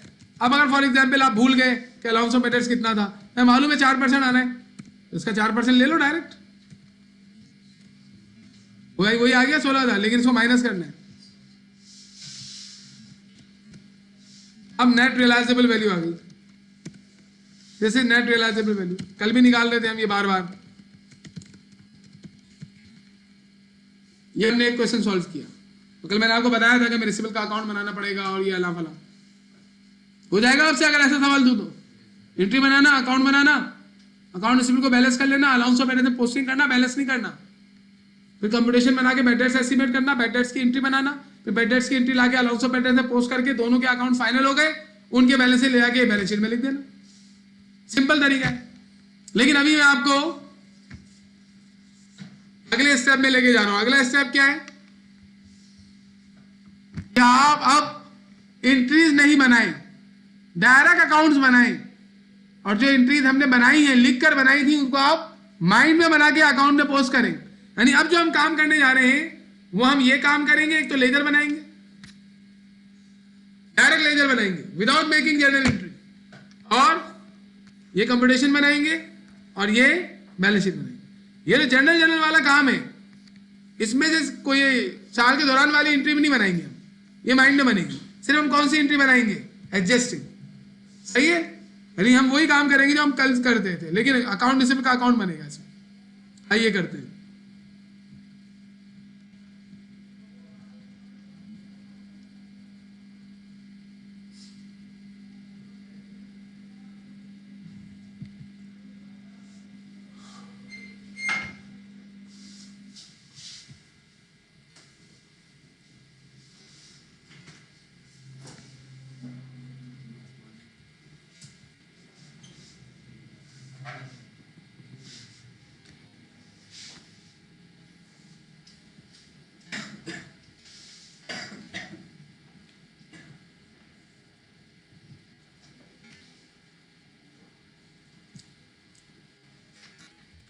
चलिए आप देखें, आपको डायरेक्ट लेजर बनाना है और ये क्वेश्चन में लिखा हुआ है, ये देखें आप, इसमें क्या लिखा हुआ था रिक्वायर्ड में, जर्नल एंट्रीज बनाओ, ऊपर वाली ट्रांजेक्शन की और एडजस्टिंग एंट्री बनाओ, बनाई हमने, जर्नल एंट्रीज भी सारी बनाई, एडजस्टिंग एंट्री भी बनाई।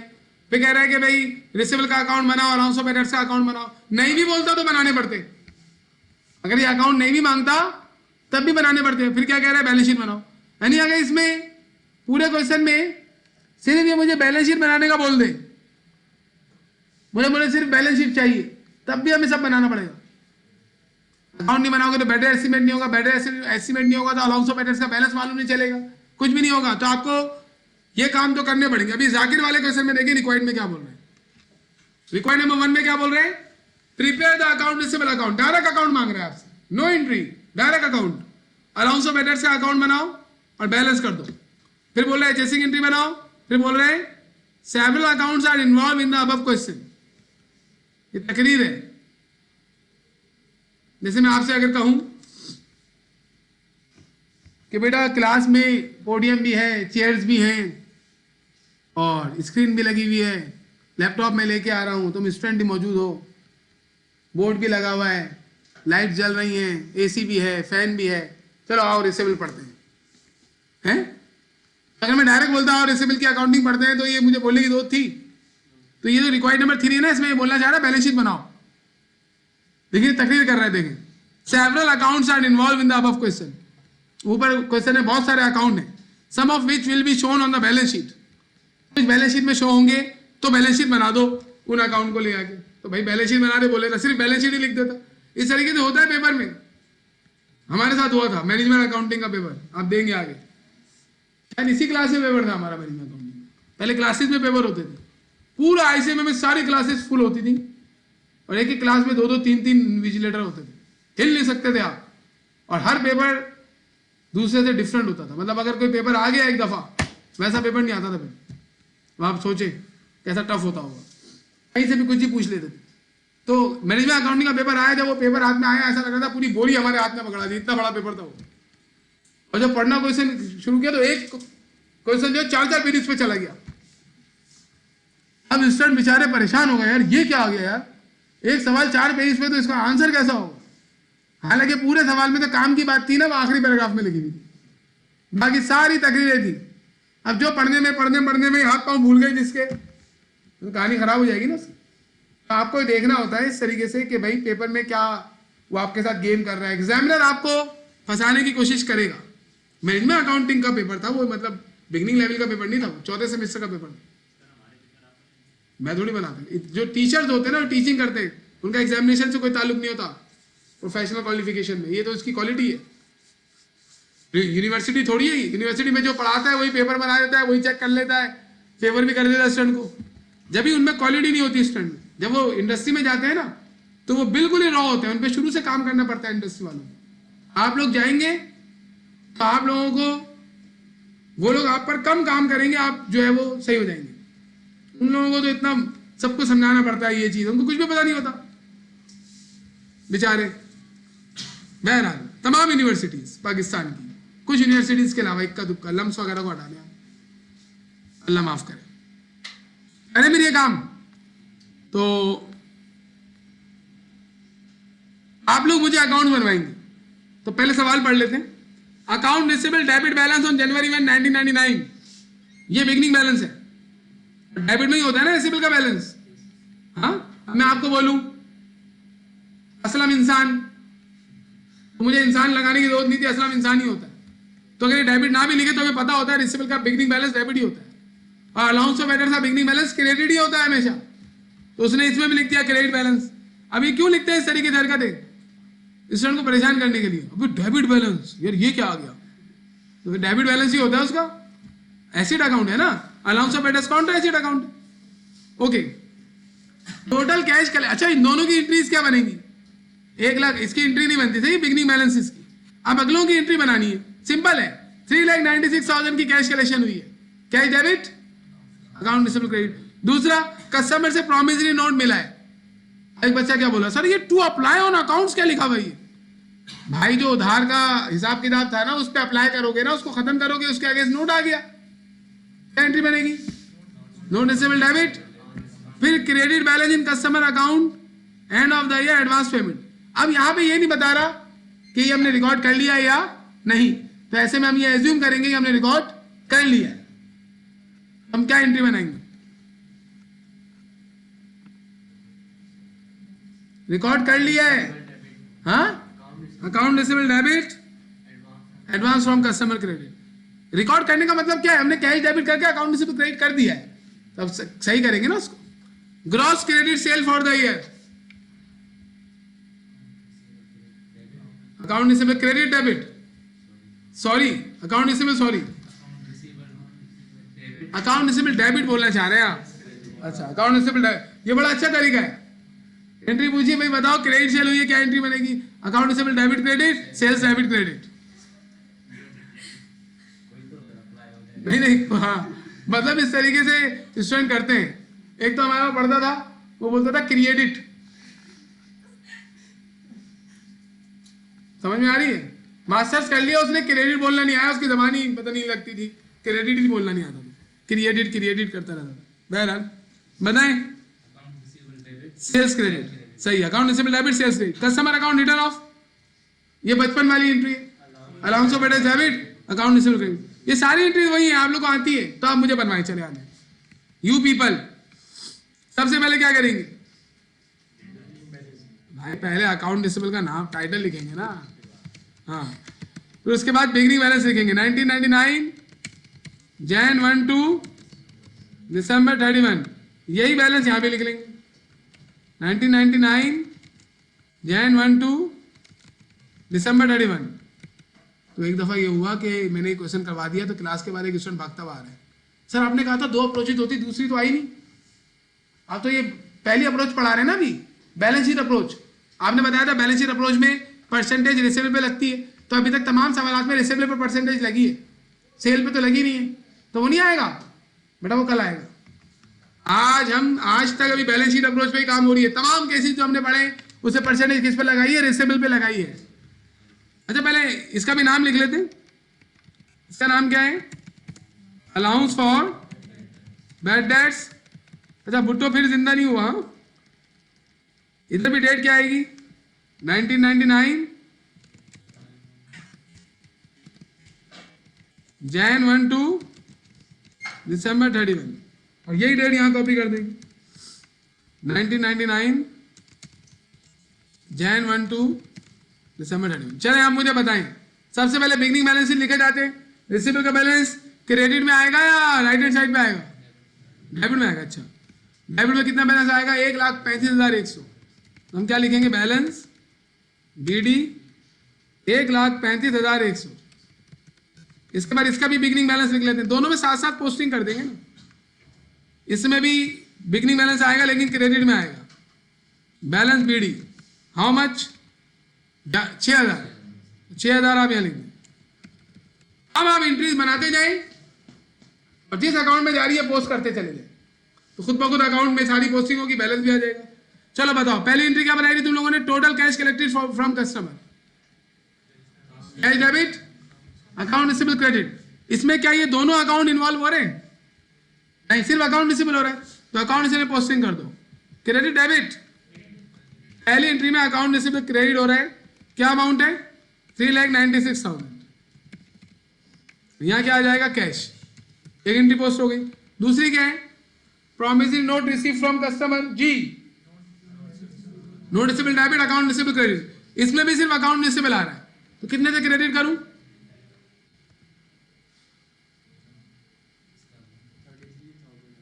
क्रेडिट करूं डेबिट करूं, क्रेडिट ही होगा ना 33,000 से। सामने क्या आएगा, note receivable.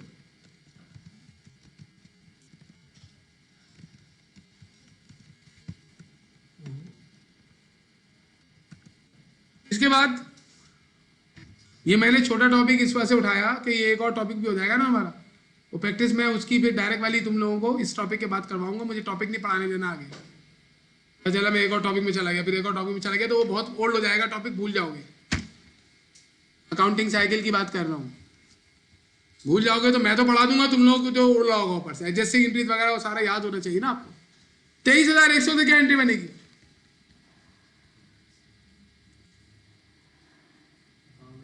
Account receivable debit, advance from customer credit. तो इसमें भी अकाउंट रिसीवेबल आ रहा है, अकाउंट रिसीवेबल डेबिट, तीसरी एंट्री 23,000, और यहां आ जाएगा एडवांस फ्रॉम कस्टमर।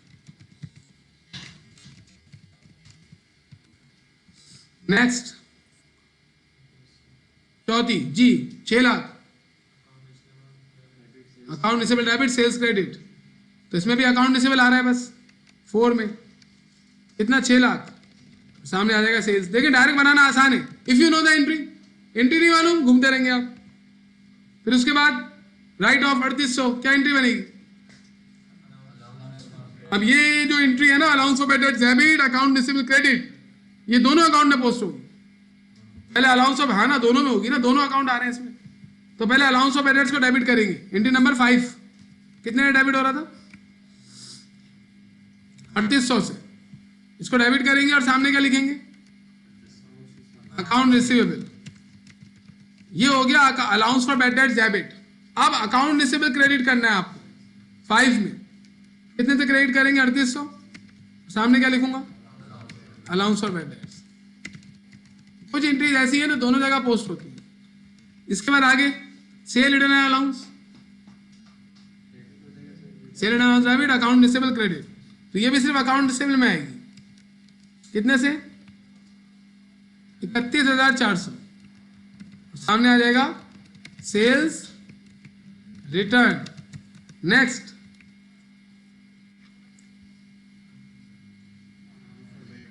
कहाँ, sale discount, cell discount debit, account receivable credit.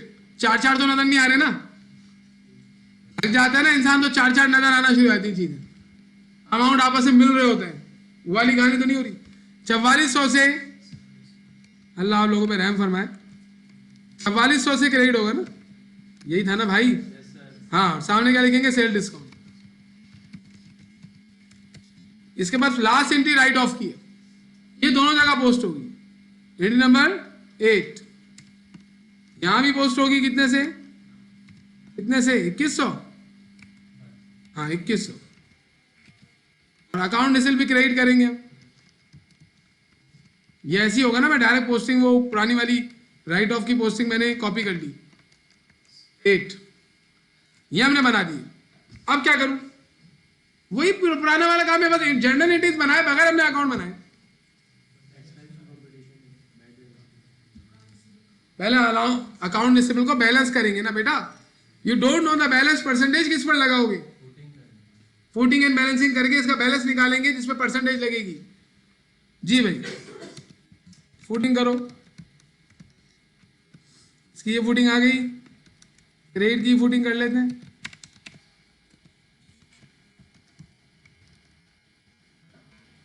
ये फूटिंग आ गई। अब क्या करेंगे आप, अब बैलेंस, डेबिट साइड बड़ी है, डेबिट साइड वाला अमाउंट यहां भी लिख लेंगे, और इतने भी और उतने भी।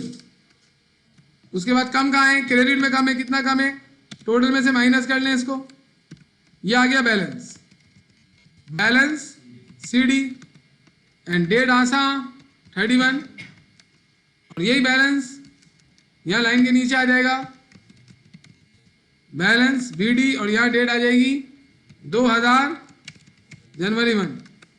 जब सन 2000 आया था ना, तो लोग बोल रहे थे कंप्यूटर बंद हो जाएगा और ये हो जाएगा वो पता है आपको ये बातें? नहीं पता, लेकिन कुछ भी नहीं हुआ। असल में डेट चेंज होने का मामला था। कंप्यूटर जो है ना वो 2000 एक्सेप्ट नहीं कर रहा था डेट्स में, तो इन लोगों ने फिर फौरी तौर पर उसको सही किया और कंप्यूटर ने एक्सेप्ट कर लिया। थोड़ी प्रोग्रामिंग करनी पड़ी ना उन्हें। ओके, बहरहाल हमें क्या करना, अब इसका बैलेंस निकालेंगे, इसका बैलेंस निकालेंगे ओरल। इसको जरा सही तरीके से एनालाइज किया करो अलाउंस ऑफ एडेट्स। 6000 हमने एस्टिमेट किया था कि राइट ऑफ होगा, और राइट ऑफ कितने से हुआ? 5900 से। इसका मतलब पिछले साल हमने 100 रुपए से ज्यादा एस्टिमेट किया था, तो इस साल 100 रुपए से कम करेंगे। Expense record in short credit में बैलेंस आ रहा है, क्रेडिट में आ रहा है तो लेस करेंगे, खत्म।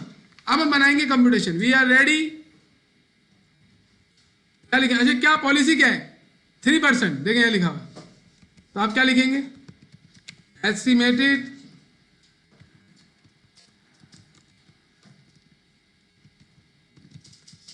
allowance, estimated bad debts. Estimated bad debts are 3%. 3% है ना? 3% of year end accounts receivable. हाँ, अब क्या लिखेंगे? Estimated allowance for bad debts. कैसे निकलेगा? एंडिंग बैलेंस लेंगे। क्या एंडिंग बैलेंस था? अकाउंट रिसीवेबल का एंडिंग बैलेंस सही है, इसको ले जाएंगे हम और ₹287,500 पर 3% अप्लाई कर देंगे। यहां पर हमारा अलाउंस ऑफ एडेट्स का अमाउंट है 287,500 मल्टीप्लाई बाय 3%। यानी इस साल हमें 8,625 का एक्सपेंस रिकॉर्ड करना था, लेकिन पुराना वाला क्रेडिट में बैलेंस पड़ा हुआ है। अब क्या करेंगे? उसको लेस करेंगे। Less credit balance, in credit वाला लेस होता है in allowance for bad debts before adjustment. Adjustment से पहले का एंडिंग बैलेंस है ये 100 रुपये। इसका मतलब इस साल एक्सपेंस कितने से रिकॉर्ड करेंगे हम? 8,000। हाँ, ये हो जाएगा बैड डेट्स एक्सपेंस। चलिए, अब इसकी उसने क्या बोला था? उसने हमें रिक्वायर्ड में बोला है कि आप अकाउंट बनाए, डायरेक्ट हमने बना लिए, बैलेंस भी कर दें। एक को बैलेंस करते हैं, दूसरे को अभी नहीं किया क्योंकि अभी उसकी एंट्री नहीं बनी एक। फिर ये कह रहा है कि ईयर एंड एडजस्टमेंट की एंट्री बनाओ। प्रिपेयर आर एंट्री, एक एंट्री बनाओ जिसमें आप ईयर एंड एडजस्टमेंट रिकॉर्ड करें। तो वही बैड डेट्स की as required in the note. ये नोट में लिखा हुआ है ना 3% बैड डेट्स। चले, आप यहां पर मैं इधर एंट्री बना लेता हूं जी। एडजस्टिंग एंट्री मैं स्केचिंग के बगैर बना रहा हूं, आप लोग स्केचिंग करके बनाएगा। क्या एंट्री कब बनेगी? एंट्री 1999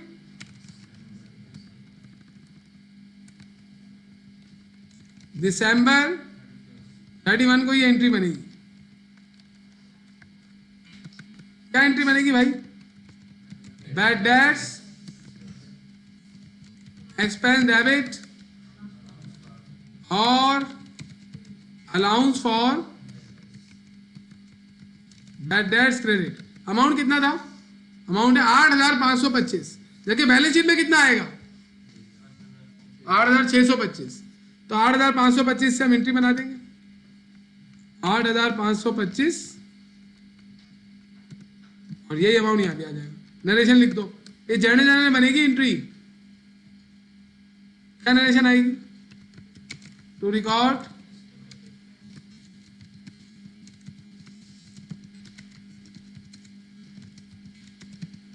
अब इसकी पोस्टिंग करनी पड़ेगी। अब किसमें? अलाउंस ऑफ एडेट्स के अकाउंट में। हम यहां करेंगे पोस्टिंग 31 को एडजस्टिंग एंट्री में 8,525 से पोस्ट हो गई। 100 रुपये अभी बैलेंस पड़ा हुआ है, इसलिए 100 रुपये और 8,525 मिलकर 8,625 हो जाएगा। लेकिन हम तो पूरा बैलेंस करेंगे ना। हमें मालूम है कि 100 रुपये क्रेडिट में पड़ा हुआ था ना बेटा। 6,000 में से इन दोनों को लेस किया था तो क्रेडिट में 100 रुपये आ रहे थे। वो क्रेडिट का 100 रुपये और ये ऐड हो जाएगा, 8,625 आ जाएगा। लेकिन हम पूरा बैलेंसिंग करेंगे जैसे अकाउंट बैलेंस होता है प्रॉपर। हालांकि बैलेंस हमें मालूम चल गया है। ये फुटिंग हो गई। क्रेडिट में ज्यादा है तो आप क्या करेंगे, ये जो क्रेडिट वाला अमाउंट है फुटिंग का दोनों जानिब लिख दो। कम कहां पर है, कितना कम है, इसको माइनस करके लाइन के ऊपर देखो वही आ गया। दिस इज बैलेंस CD, वही मतलब परसेंटेज लगाने के बाद वाला अमाउंट 31 यहाँ आ जाएगा। और जहां पर कम है वहां पर लाइन के, जहां पर ज्यादा है वहां पर लाइन के नीचे अमाउंट लिख देंगे। क्रेडिट में ही बैलेंस आना चाहिए ना इसका। Allowance of debtors Contra asset है, बैलेंस BD डेट आएगी 2000।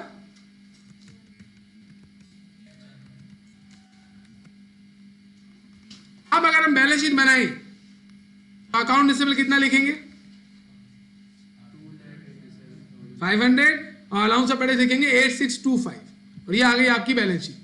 जाकिर कंपनी अकाउंट्स रिसीवेबल उसमें से लेस हो जाएगा अलाउंस फॉर बैड डेट्स, तो आ जाएगी नेट रियलाइजेबल वैल्यू। तो अकाउंट रिसीवेबल है हमारा 2,87,500, लेस करेंगे इसमें से 8,625, तो ये आ गई नेट रियलाइजेबल वैल्यू। वही चीज है जो कल हमने की थी, just you have to pass the entries, make the accounts and find out the ending balance of account receivable and ending balance before adjustment of allowance for bad debts and make computation वगैरह वगैरह। वही चीजें सारी आसान चीजें, entry याद होनी चाहिए बस। आओ जरा दुनिया में, ये कर लिया हमने सारा।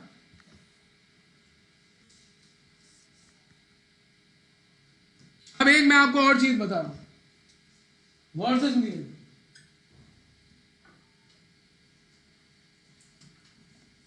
आपने एक कस्टमर को गुड्स सेल की और 1 लाख रुपए की गुड्स आपने सेल कर दी।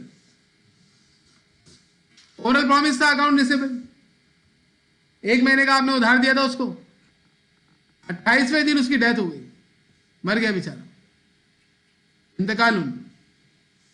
वही वाली कहानी, आप गए बिरयानी खाई, पैसे नहीं मिले आपको, अब आके बैठ गए। जब आके बैठे हैं तो आप एंट्री बनवा देंगे ना, अकाउंटेंट से बोलेंगे भाई राइट ऑफ कर दो यार, allowance of debit account receivable credit. अभी आप बैठे ही थे और एंट्री बनवा दी आपने, मतलब बैठ बनवा दी एंट्री, घर चले गए आप, तो 3-4 दिन गुजर गए और आप भूल भी गए, बोला हटाओ यार जो था हो गया, माफ भी कर दिया आपने उसको, क़यामत के दिन मैं नहीं मांगूंगा, माफ कर दिया। तो 5वें 6ठे दिन उसका लड़का आ गया, बच्चा, लड़का मतलब आदमी है वो, वहां के आपसे क्या बोल रहा है यार, हमें मालूम चले कि जो है वो अब्बा ने आपके पैसे देने थे 80,000 रुपये। हाँ बोला 80 नहीं भाई 1 लाख रुपए। बोला चले 1 लाख रुपए कोई मसला नहीं है, वो 1 लाख रुपए जो है वो आप ले लें हमसे, ये लीजिए। अब जब उसने 1 लाख रुपए दिए तो आपने उसे क्या बोला, अरे मैं तो अकाउंट राइट ऑफ कर चुका हूं भाई, 1 लाख रुपए क्या करूंगा मैं, ये बोलेंगे आप पैसे पकड़ लेंगे। अब जब पैसे पकड़ लेंगे तो आपने उसका अकाउंट रिसीवेबल तो खत्म कर दिया है, अब क्या करेंगे, अब दोबारा से पहले उसके अकाउंट रिसीवेबल को जिंदा करेंगे। मुर्दा तो जिंदा नहीं होगा लेकिन अकाउंट रिसीवेबल जिंदा हो जाएगा। कैसे जिंदा होगा, जो आपने राइट ऑफ की एंट्री बनाई थी ना, वो तो गलत हो गई ना, वो नहीं बननी चाहिए थी, तो उसको रिवर्स करेंगे, रिवर्स करेंगे तो दोबारा सीधा हो जाएगा काम। यानी अकाउंट रिसीवेबल क्रेडिट करके खत्म कर दिया था, वापस डेबिट कर देंगे, और अलाउंस ऑफ डेट डेबिट करके कम किया था उसको वापस क्रेडिट कर देंगे। इसे कहते हैं रीस्टेट करना। क्या करना, ये रीस्टेट आपने क्यों किया है, बस रीस्टेट करके खामोश बैठ जाएंगे।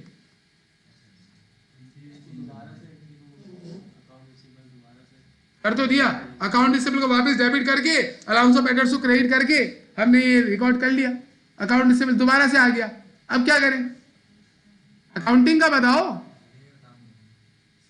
आगे का काम बता भाई, क्यों कर देंगे डेबिट, नहीं समझे आप। मैं आपको अब बताता हूं मैं क्या कहना चाह रहा हूं, देखिए मेरी बात सुने। और कस्टमर जब भागा ना, कस्टमर की जब डेथ हुई, यहां से भागा दुनिया से, तो आपने उसकी एंट्री बनाई allowance for bad date debit, और आपने बोला अकाउंट रिसीवेबल क्रेडिट कर दो। अब उसका तो अकाउंट रिसीवेबल खत्म हो गया ना 1 लाख से, allowance of bad date debit करके आपने उसे एक्चुअल बना दिया कि भाई हमारा एस्टिमेशन सही साबित हुआ, ये पहला काम किया आपने। अब जब उसका बच्चा पैसे लेने आया ना, पैसे लेके आया, तो आपने बोला भाई पैसे मिल गए, तो आपको ये एंट्री बनानी चाहिए, cash debit accounts receivable credit, ये एंट्री बनानी चाहिए ना आपको 1 लाख से। लेकिन आप ये एंट्री नहीं बना सकते क्योंकि उसका अकाउंट रिसीवेबल आप खत्म कर चुके हो। इसी वजह से आप इस एंट्री को बनाने के बजाय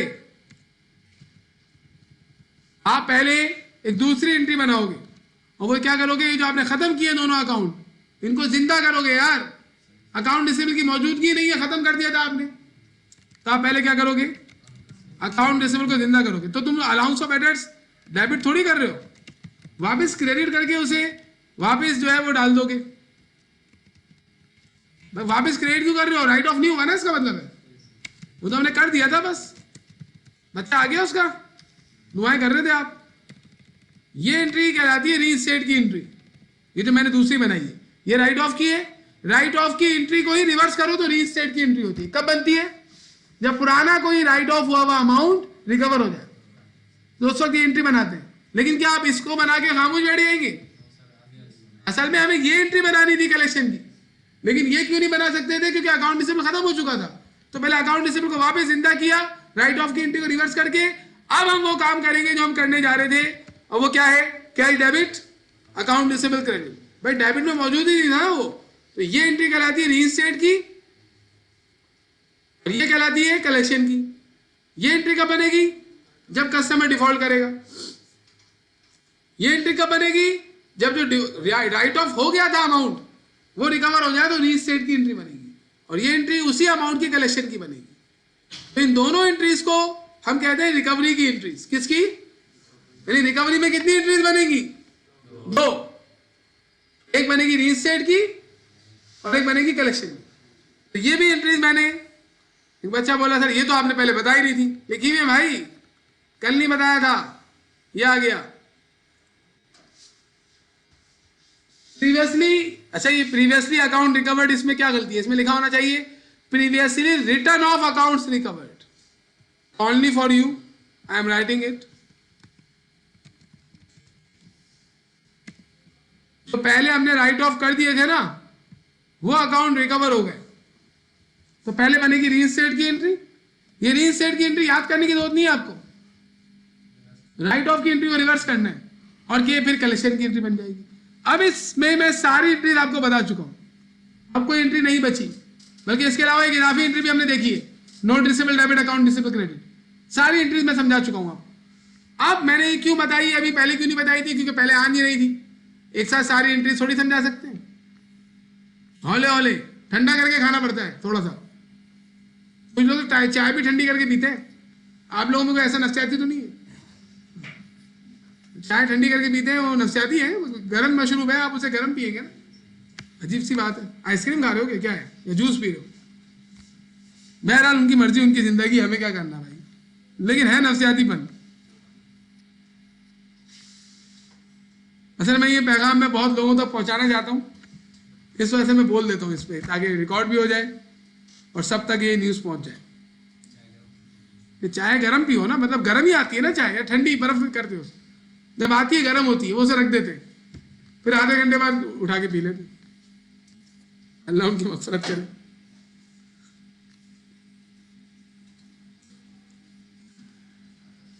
या ये वाला सवाल कर लेते, वो थोड़ा सा जो है वो मैं उसको इग्नोर कर रहा हूँ। बल्कि काम करेंगे, मैंने आपको रिकवरी की एंट्रीज तो बता दी, मैं आपको इनकम स्टेटमेंट अप्रोच के बारे में भी बता देता हूँ। कल हम इनकम स्टेटमेंट और बैलेंस शीट अप्रोच दोनों के क्वेश्चंस करेंगे। इनकम स्टेटमेंट अप्रोच आपको मालूम है एक अजीब सी अप्रोच है, वो कहती है परसेंटेज किस पर लगाओ, सेल्स पे लगाओ। अच्छा ये जो बैड डेट्स है ना, ये मैचिंग प्रिंसिपल की एप्लीकेशन नहीं है। जब मैंने बैड डेट्स पढ़ाया था तो उस टाइम ये बताया था आपको मैचिंग प्रिंसिपल की एप्लीकेशन है। ये असल में एक प्रिंसिपल है प्रूडेंस कॉन्सेप्ट। प्रूडेंस कॉन्सेप्ट क्या बोलता है कि अगर आपको एक्सपेक्टेड लॉस नजर आ रहा है तो उसको अभी रिकॉर्ड कर लो। हाँ, तो ये एक्सपेक्टेड लॉस तो है कि फ्यूचर में बैड डेट्स हो जाएगा, तो उसको इसी साल के एंड में रिकॉर्ड कर लेते हैं। तो आपसे अगर पेपर में पूछे कि बैड डेट जो है वो किस कॉन्सेप्ट के तहत रिकॉर्ड होता है, तो आप उसमें ये नहीं लिखेंगे सिर्फ कि मैचिंग जो है वो प्रिंसिपल ऑफ कंजर्वेटिज्म या प्रूडेंस कॉन्सेप्ट के तहत ये बनता है, एक्सप्लेन भी करेंगे आप। कि प्रूडेंस कॉन्सेप्ट ये कहता है कि एक्सपेक्टेड लॉसेस को पहले से रिकॉर्ड कर लो, तो बैड डेट्स में हम यही करते हैं कि जो फ्यूचर में बैड डेट्स डिफॉल्ट होने वाला है उसको अभी एस्टिमेट करके रिकॉर्ड कर लेते हैं। तो इसी वजह से ये प्रूडेंस कॉन्सेप्ट की एप्लीकेशन है। अल्लाह हम सबको अमल करने की तौफीक इनायत फरमाए। ये वाला करते हैं क्वेश्चन,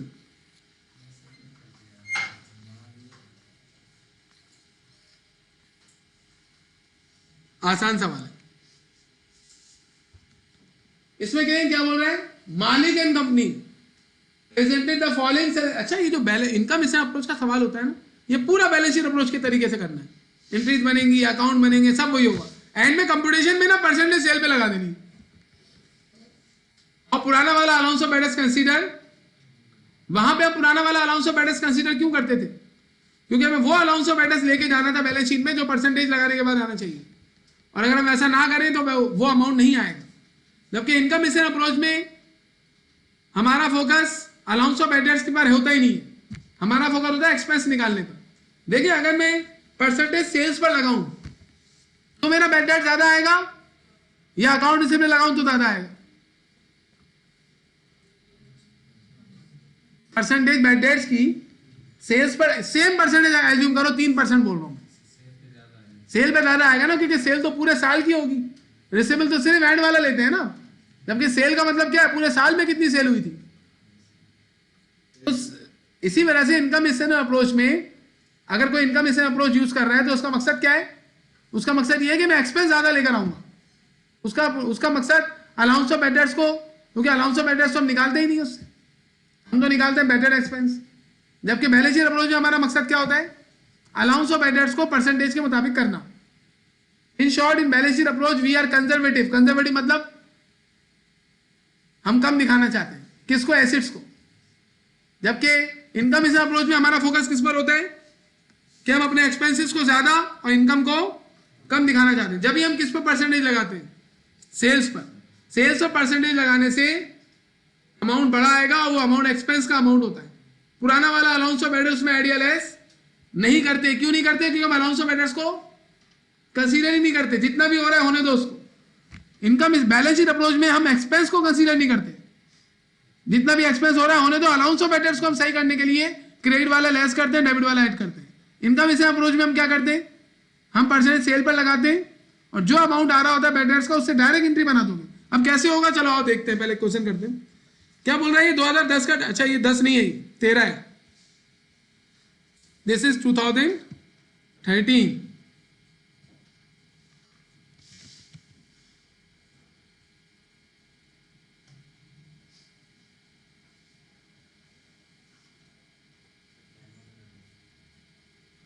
इधर कर दें, इधर उसको मैंने हो गई 6।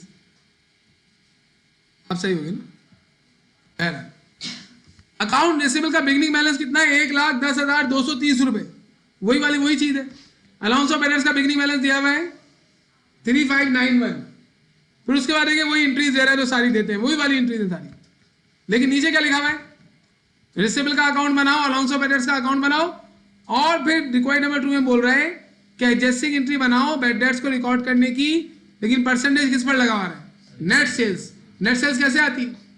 सेल में से sale return, sale discount minus करके। जब आप प्रैक्टिकल लाइफ में जाएंगे ना, ये अप्रोच आपको नजर नहीं आएगी। People use balance sheet approach, logical भी है और उसमें बहुत सारे काम हो सकते हैं।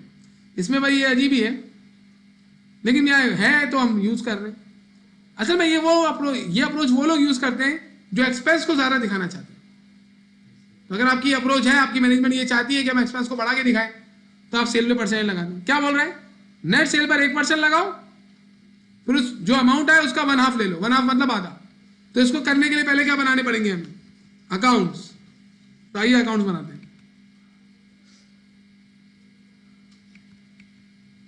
क्वेश्चन नंबर कौन सा था ये? 6।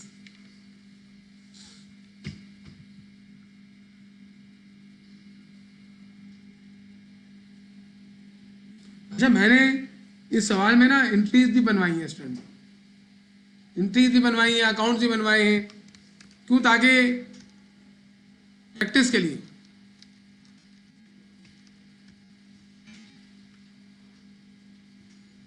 ये हम क्यों कर रहे हैं इस तरीके से? हटा देंगे ना इनको. We are going to resolve it only for you.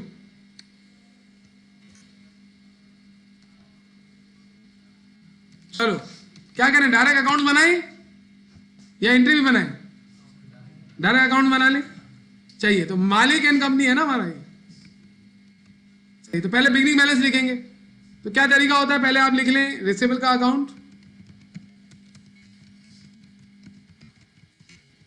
यहां डेट आ जाएगी 2013 Jan 1 to. पहले आपको अकाउंट बनाने पड़ जाते हैं. विदाउट अकाउंट तो कम से कम अकाउंट बनाने पड़ेंगे, उसके बगैर काम नहीं होगा. 2013 Jan 1 to December 31. पहले इसमें बिगिनिंग बैलेंस लिखेंगे. अच्छा, आप लोग एक काम कर सकते हैं, आप लोग इस क्वेश्चन को घर पे सॉल्व करें. एंट्रीज भी बनाएं, अकाउंट्स भी बनाएं. अकाउंट रिसीवेबल को बैलेंस कर लेना, अलाउंस ऑफ एडेट्स को बैलेंस नहीं करना, बस यहीं तक करके लाना. फिर मैं आपको कंप्यूटेशन बनवाऊंगा और एडजस्टिंग बना के बैलेंस शीट बना लेंगे. समझ में आ रही है? You are